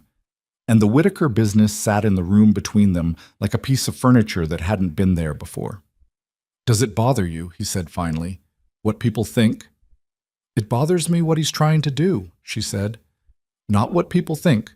People can think what they want. You said that before, in October." It was true then, too. She looked at the fire. "What bothers me is that it's a lie designed to make me worth less, to make what I'm doing here worth less." She paused, as if the only reason a woman would stay somewhere is because there's something improper happening. He was quiet for a moment. "As if it couldn't be a choice," he said. "As if it couldn't be a choice," she agreed. The fire settled. Outside, the wind was doing its usual work on the house. "Is it?" he said. She looked at him. "Is it what?" "A choice." He was looking at the fire, not at her. "You've been here 3 months. The arrangement. The terms were set. I know you've stayed because of the agreement, but I haven't asked you what you'd choose if the agreement weren't the thing determining it." He stopped. "That's not a clear question." "It's clear enough," she said. He looked at her then. The firelight made his face harder to read than usual, or maybe she was finding it harder to read because the conversation had moved into territory that changed what she was looking for in it. "I don't know yet," she said honestly. "I know that I'm not staying because I have to. I know that stopped being the reason somewhere around November." She held his gaze. "I know that this place and these children and—" She stopped, chose her next words. "I know that I'm not looking for the door the way I was in October." He was very still. "That's not the same as knowing what you'd choose." "No," she said. "It's not." He looked back at the fire.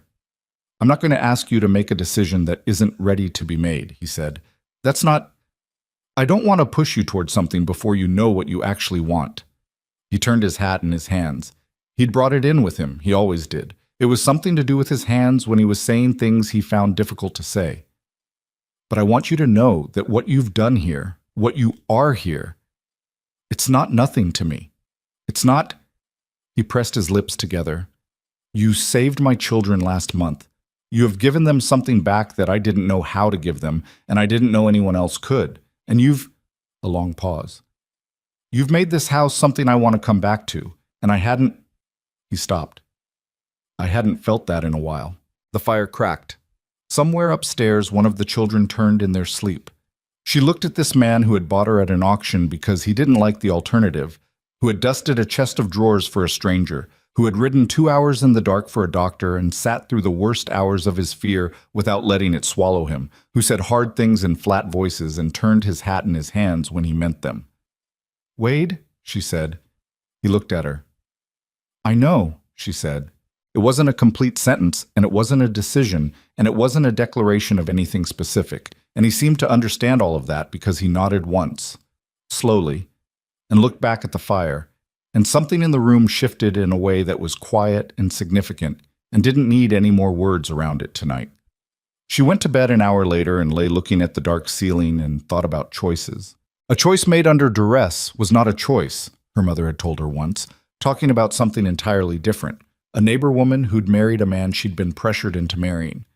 A choice made because you have nowhere else to go is not a choice either.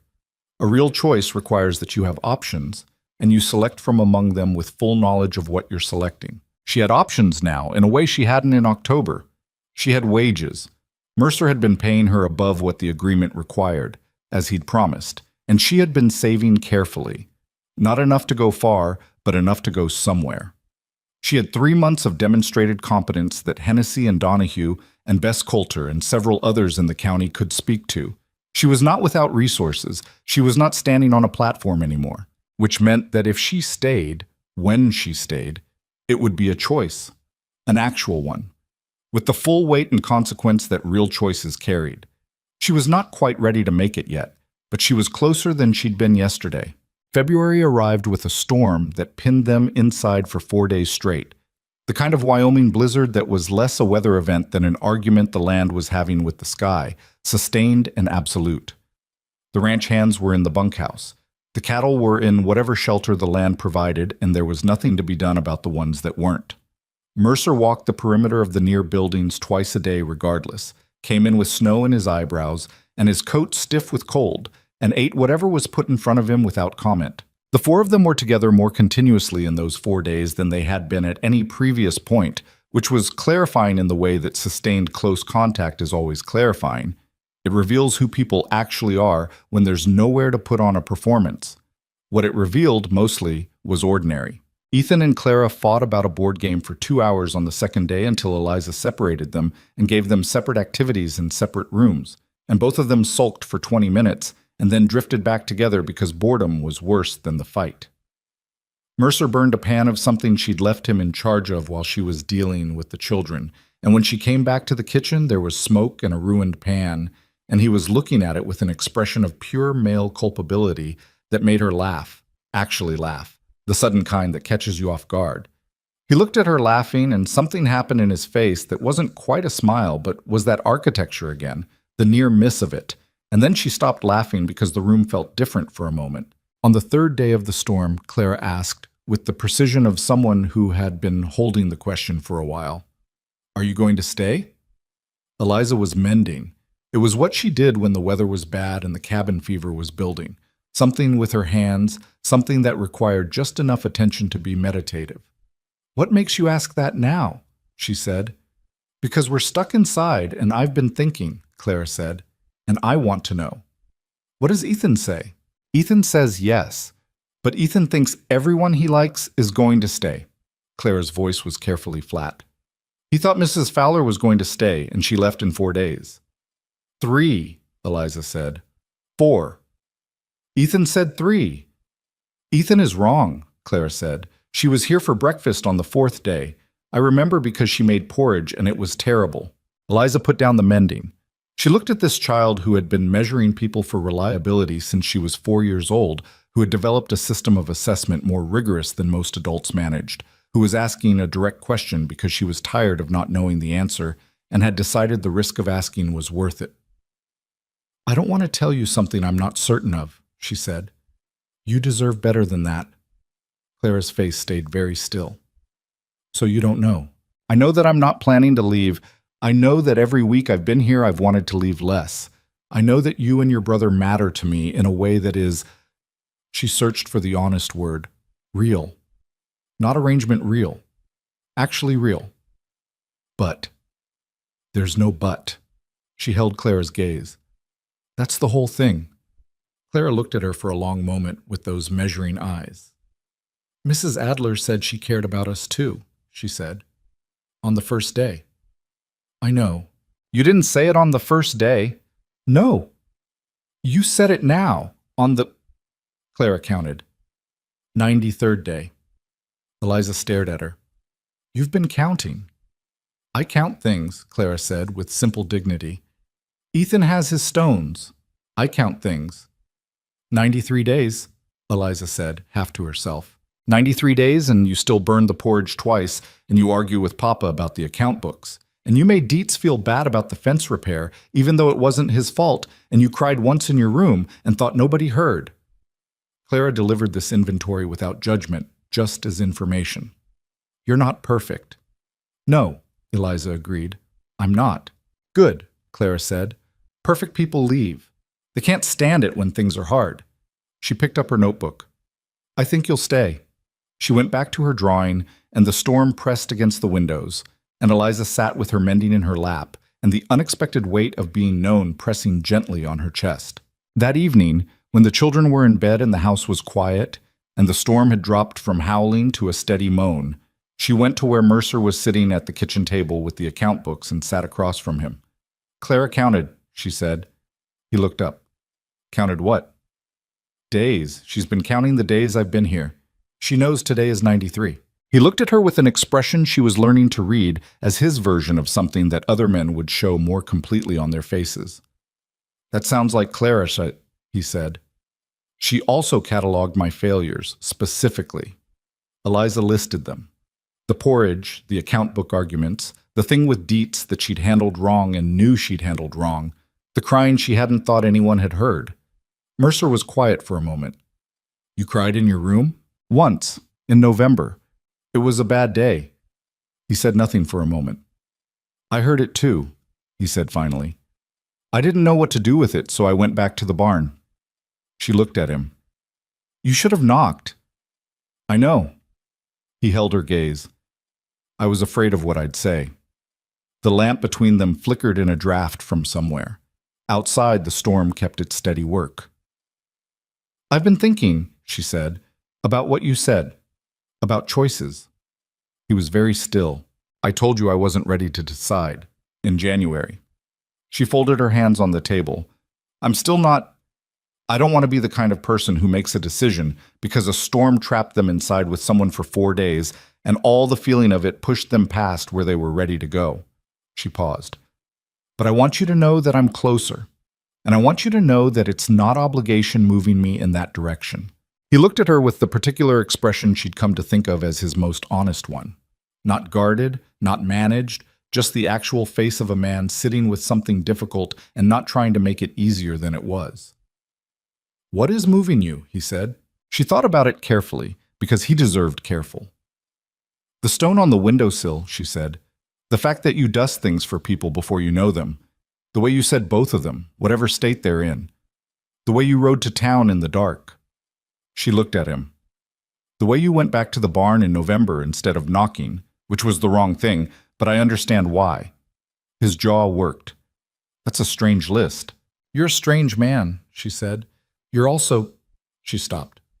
"You're a good man. I don't say that the way people say it when they don't mean much by it. I mean it the way you mean things, the actual way." He was quiet for so long that she thought she'd said too much, moved too far past where the conversation was ready to go. Then he said, "I have thought about very little else since October except how to be fair to you, how to not make what happened to you into another kind of trap, how to give you room to become whatever you're going to become, here or somewhere else, without me wanting something from you making it harder."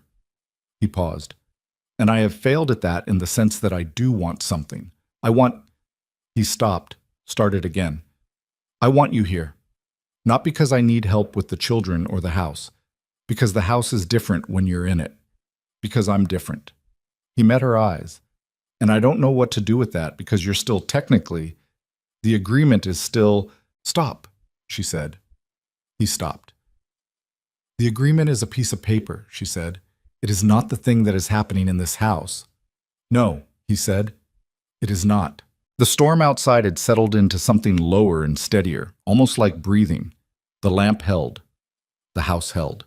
She sat across from a man who had said the truest thing he knew how to say, in the flattest, most unadorned way he had available to him. And she understood that this was as open as he was going to be able to make himself, that the door was as wide as his nature allowed it to go, and that what she did next was going to be a real choice made by a person with options who knew what she was choosing and why. She reached across the table and put her hand over his. He went very still. He looked at her hand on his and then at her face, and his expression was the one she'd never fully seen before. Not guarded, not managed, not held at distance, just entirely present and entirely undefended, the face of a man who had not allowed himself to hope for something and was now sitting with the fact that the thing was real. "I'm not deciding tonight," she said. "I told you that, but I want you to know what direction I'm facing." His hand turned under hers and held it. His grip was careful, like something he might break if he wasn't precise about how he held it. "All right," he said. "When I decide," she said, "it will be because I want to. Not because I'm afraid of being alone, not because I don't have anywhere else to go. Because I want to."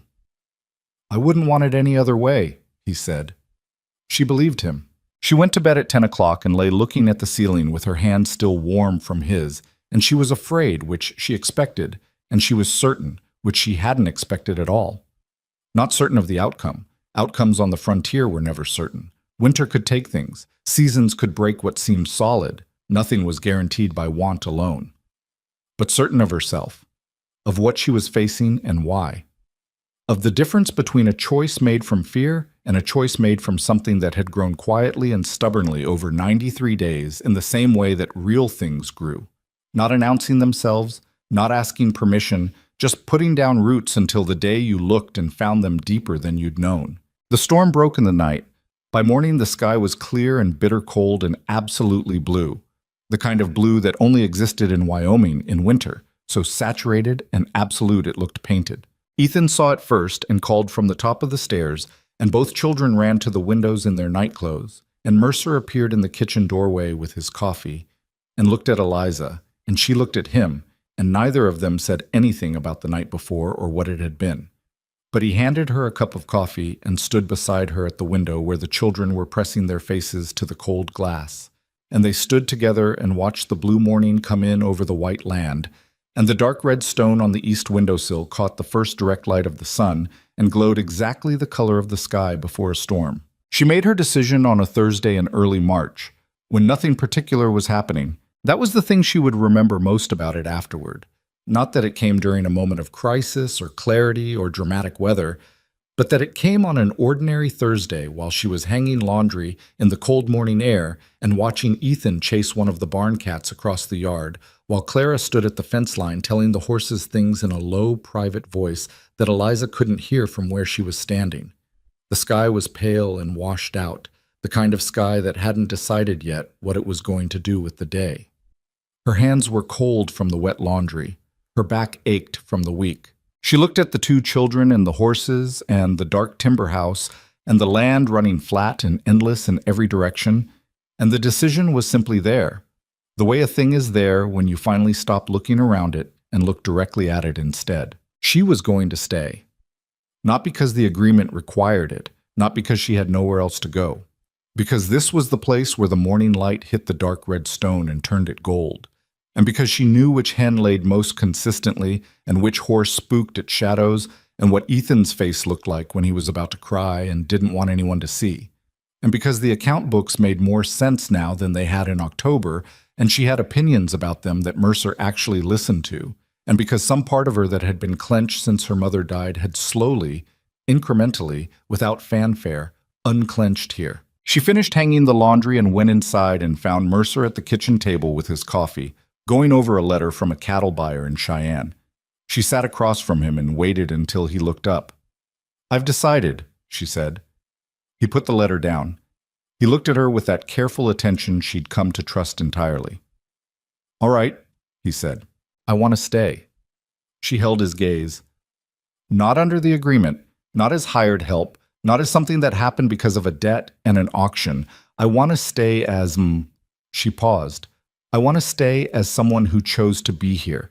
If that's something you still want." He was quiet for long enough that she felt the first edge of doubt.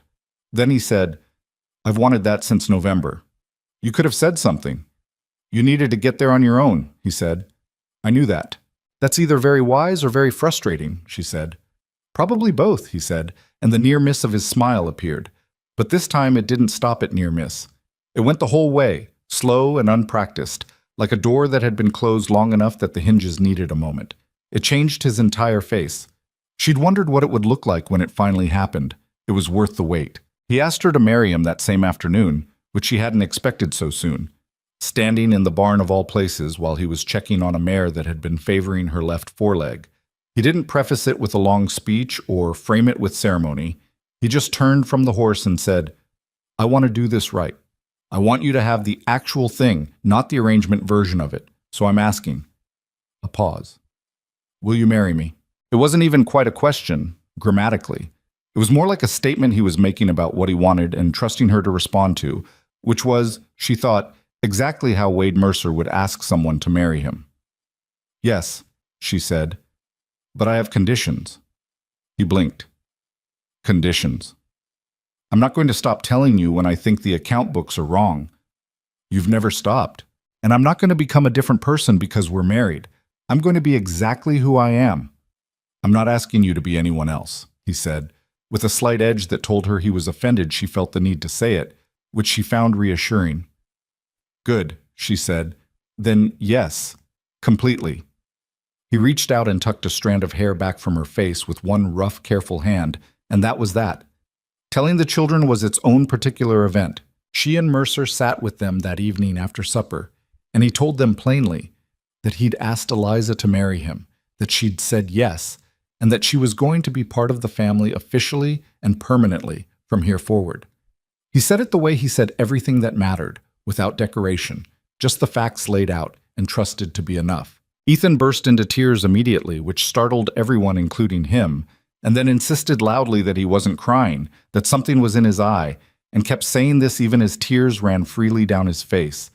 And Eliza pulled him into her arms while he made his case about the eye situation with diminishing conviction, and she held him and said nothing because nothing was needed.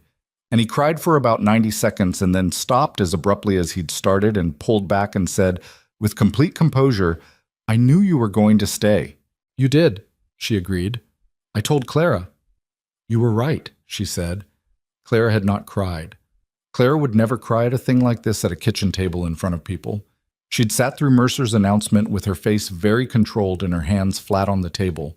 And when Ethan was done with his 90 seconds, she'd looked at Eliza with those measuring dark eyes. "Will you still be Eliza?" she asked. "What do you mean?" "When you're married. Will you still be Eliza, or will you be—" She seemed to be working something out. "Or will you be different?" "I'll still be Eliza, same person. I'll just also be a Mercer, on paper." Clara seemed to consider this. "Eliza Mercer," she said, trying the sound of it. "That's all right." A pause, very deliberate. "You can call me Clara, not Miss Mercer, just Clara," which was, from Clara, approximately equivalent to another child throwing their arms around your neck and weeping with joy. Eliza understood the offer for what it was. "Just Clara," she said. "All right," Clara nodded. She appeared to be done with the emotional portion of the evening. "Can I be excused? I want to draw." The wedding was in April, which wasn't enough time by the standards of towns that had churches and social expectations and women who organized things. But it was the frontier and the standards were different, and nobody was particularly interested in waiting. Bess Coulter organized it anyway, because Bess Coulter organized things by nature, regardless of whether she'd been asked to, and Eliza found that she was grateful for it in a way she hadn't anticipated. She'd told herself she didn't need anything formal, that the decision was the thing, and the ceremony was just paperwork with witnesses, and then Bess had appeared one afternoon with practical opinions about the small things: flowers, a decent meal afterward, which of the neighboring families should be invited. And Eliza had sat at the kitchen table and felt something loosen in her chest, the specific release of someone who has been holding everything together for so long they'd forgotten they were allowed to be held together by someone else for a moment. "You've been managing everything since you got here," Bess told her, not unkindly. "Let someone else manage this." "I'm not good at that," Eliza said. "I know. Practice." Her father came.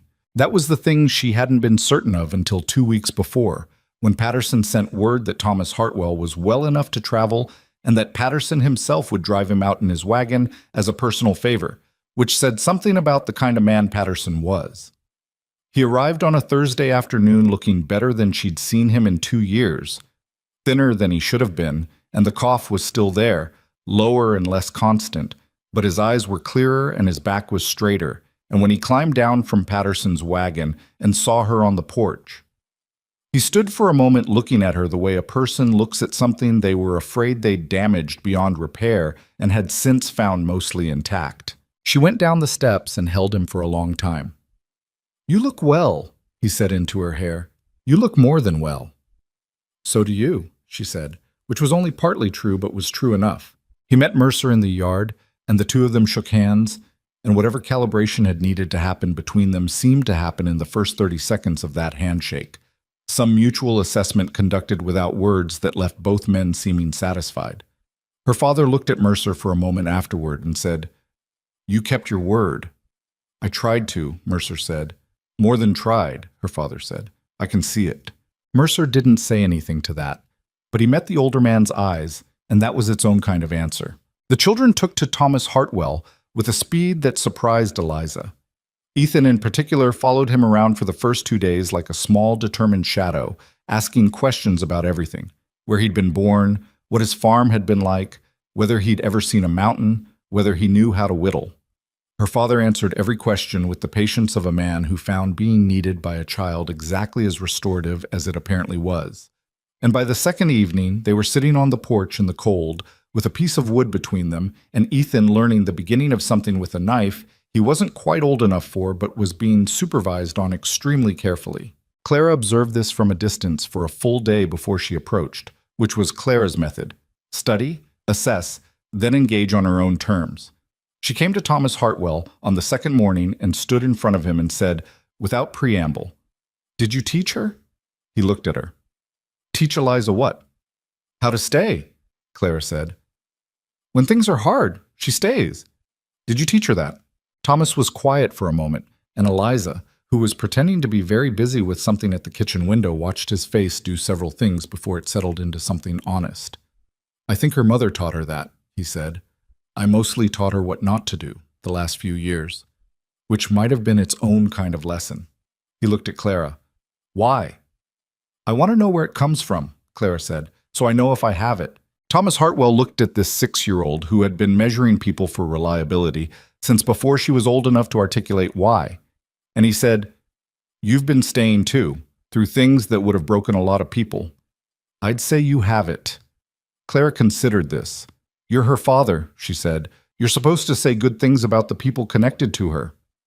"I'm also too old to bother lying about things that don't need lying about," he said. She seemed to accept this. She sat down next to him on the porch steps and watched Ethan chase the barn cat, and Thomas Hartwell sat beside her and watched too, and they stayed like that in a surprisingly companionable silence until Eliza called them in for lunch. The wedding was on a Saturday, in the yard behind the house, because the parlor was too small for everyone, and the barn smelled too much like a barn, and the day turned out cold but clear, the sky that deep absolute blue that Wyoming sometimes produced, as if apologizing for everything else it put you through. Donahue came, and Hennessy, and Bess Coulter, and Patterson, and Cal and Dietz, who cleaned up considerably for the occasion and stood together slightly apart from the others, with the particular awkwardness of working men in social situations, and 4 neighboring families who had, over the course of the winter, arrived at their own conclusions about Eliza Hartwell and what she meant to the Mercer household. Justice Alderman, who rode a circuit through 3 counties and had the weathered neutrality of a man who had officiated at every variety of human occasion the frontier produced, stood in front of them with his coat buttoned against the cold and said the necessary words in the practical, straightforward manner that suited everyone present. She had not expected to be nervous. She was nervous. Not about the decision. The decision was made and solid, and she had no doubt about it. She was nervous the way you're nervous before something real happens, the particular alertness of a moment you know you're going to carry for the rest of your life and don't want to get wrong. She wore the blue cotton dress her mother had made. It was not a wedding dress by any standard measure. It was a good dress, a saved dress, the dress she'd worn on the auction platform, and worn again the first morning she'd cooked breakfast in Mercer's kitchen, and worn on a dozen occasions since. She'd thought about wearing something else, and then she'd thought about it more carefully and understood that this was exactly the right dress, because her mother had made it, and because she'd stood on that platform in it and survived, and everything since had grown from that survival. And wearing it felt like bringing everyone with her who deserved to be here but wasn't. Mercer looked at her when she came out of the house and across the yard toward where he was standing, and his face did the thing that had taken 93 days to produce the first time and now happened somewhat more readily. Not easily. He was still not a man built for easy expression, but willingly. He looked at her the way a person looks at something they'd stopped believing they'd get to have. She reached him and stood next to him and said quietly, so only he could hear, "Stop looking at me like that, or I'm going to do something embarrassing in front of all these people." "Like what?" he said, equally quiet. "I don't know yet. Something." The corner of his mouth moved. "I'll try to look more neutral. Please." He didn't, particularly. The ceremony was short. The words were plain. She said yes when it was her turn to say yes, and he said yes when it was his. and Justice Alderman announced them married with the matter-of-fact efficiency of a man who had a long ride ahead of him and appreciated brevity, and the assembled people of Caldwell Creek County made the sounds that people make at weddings, and Ethan threw himself at both of them simultaneously in a way that nearly knocked Mercer sideways, and Clara, standing slightly to the left, allowed her father to put his arm around her and stood there in the circle of it with her face tilted toward the sky for a moment, before she composed herself and reached across and took Eliza's hand. Just took it, held it, said nothing. Eliza held on. Bess had organized a meal in the barn, which did smell like a barn but had been swept and laid with tables and was warm from the bodies of 20 people and the 2 braziers Cal had set up in the corners. And there was more food than the occasion strictly required, because the frontier understood that feeding people was how you marked the things that mattered. Her father sat next to Ethan and looked, for the first time in years, like a man who wasn't carrying something too heavy for his frame. Cal and Dietz turned out to be surprisingly good company once the formality of the ceremony was behind them, and Dietz told a story about a horse and a fence post that shouldn't have been as funny as it was. Mercer sat beside her for most of it, occasionally called away into someone's conversation, and returning with the slight relief of a man who finds large social gatherings technically manageable, but personally draining. The third time he came back, he refilled her coffee without asking and sat down and said, under the noise of the room, "You all right?" "Yes," she said. "Are you?" "Getting there," he said. "That's honest." "I've had some practice," he said, and she knew he meant from her, from the winter of being asked to say true things plainly, and she felt the warmth of it settle in her chest. She looked out over the table. Her father's face, Clara's dark head, bent over something she'd brought to draw on because Clara brought something to draw on everywhere. Ethan, mid-story, with his hands already in the air gesturing at something. Bess managing the food with the focused competence of someone who had found her highest purpose. The neighboring families talking with the volume of people who don't see each other often enough. Cal nodding seriously at something Hennessy was saying, and she thought about the girl who had stood on a platform in October with her best dress on and her jaw set, and her eyes fixed on a broken sign above a general store. That girl had been surviving. That was the honest word for it. She had been doing the calculations of survival, measuring exits, preserving herself for a future she hadn't been able to picture yet, but had refused to stop believing existed. She had not been wrong to do that. Survival was not a small thing. Survival was sometimes the only honest response to what the world put in front of you, and there was no shame in it, no poverty of spirit. You held on with both hands, and you did not let go, and that was enough. That was exactly enough. Until the day it wasn't all that was required of you anymore. But she was not surviving now. She was something past surviving, standing in a barn on a cold, clear April day with cold coffee and her mother's dress, and 20 people who had made room for her in their understanding of what this place and this family were.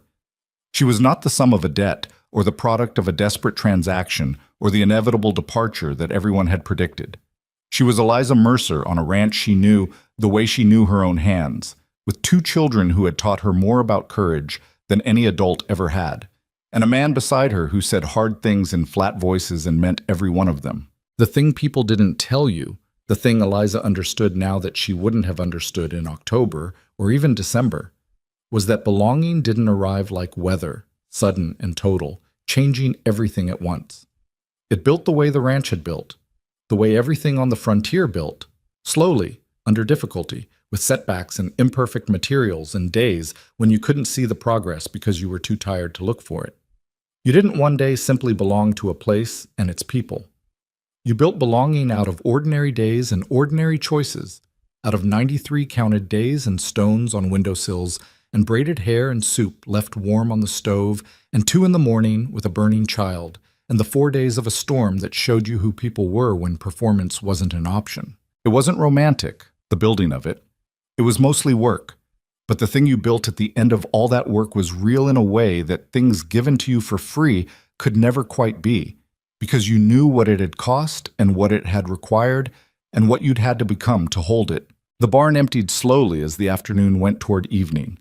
Her father was the last to leave, Patterson waiting with his wagon in the yard, and he held her again at the door, and she felt the difference in him. Steadier, less collapsed, some essential support back in place. "Your mother would have liked him," he said. She would have made him uncomfortable and asked him difficult questions and liked him anyway. That sounds about right, Eliza said. She would have liked these children. He pulled back and looked at his daughter. She would have liked who you are here. She pressed her lips together briefly. Go before I do something embarrassing. I love you, he said. Write more often than you have been. I'll write every week. You won't. Twice a month, she said. I'll commit to twice a month. He climbed up into Patterson's wagon and they drove away down the road that ran east toward Caldwell Creek, and she watched until they were small in the distance and then turned back toward the house. Mercer was on the porch, waiting. The children were inside. She could hear Ethan's voice raised in something and Clara's response with the particular tone of someone managing a situation. The lamps were lit in the downstairs windows, and the smoke was rising from the left chimney, and the sky was going orange and gold in the west, the kind of gold that Clara's mother had called a gift, the kind that wasn't guaranteed, the kind that made the gray days worth getting through. She walked across the yard and up the steps, and he held the door for her without ceremony, and she went inside. The house was warm. The house was loud with the children settling their dispute, which Eliza assessed from the sound of it required no intervention. The kitchen smelled like the meal Bess had sent home with them, enough for 3 more days. The dark red stone sat on the east windowsill, catching the last of the day's light. This was not a perfect life. The account books would still have difficult Sundays. The winter would come again, and it would be harder than the last one in some ways, and easier in others. Clara would have her armored mornings, and Ethan would disappear into silences, and Mercer would go back to the barn when he couldn't find words, and she would burn things on the stove and handle things wrong sometimes, and be too tired on the days that required her most. None of it would be smooth. None of it would be certain. But they were all, every one of them, exactly where they had chosen to be. And on the endless frontier where survival was the baseline and nothing was promised, and everything had to be built from whatever you had on hand, that choice, plain, imperfect, made with open eyes, was the most solid thing any of them owned. She went to the kitchen and started on supper, and behind her the door opened and closed as Mercer came in, and upstairs the argument resolved into laughter, and the fire held, and outside the gold light finished its work on the sky, and the dark came in quietly, the way it did out here, without fuss, just the end of one day and the beginning of what came next.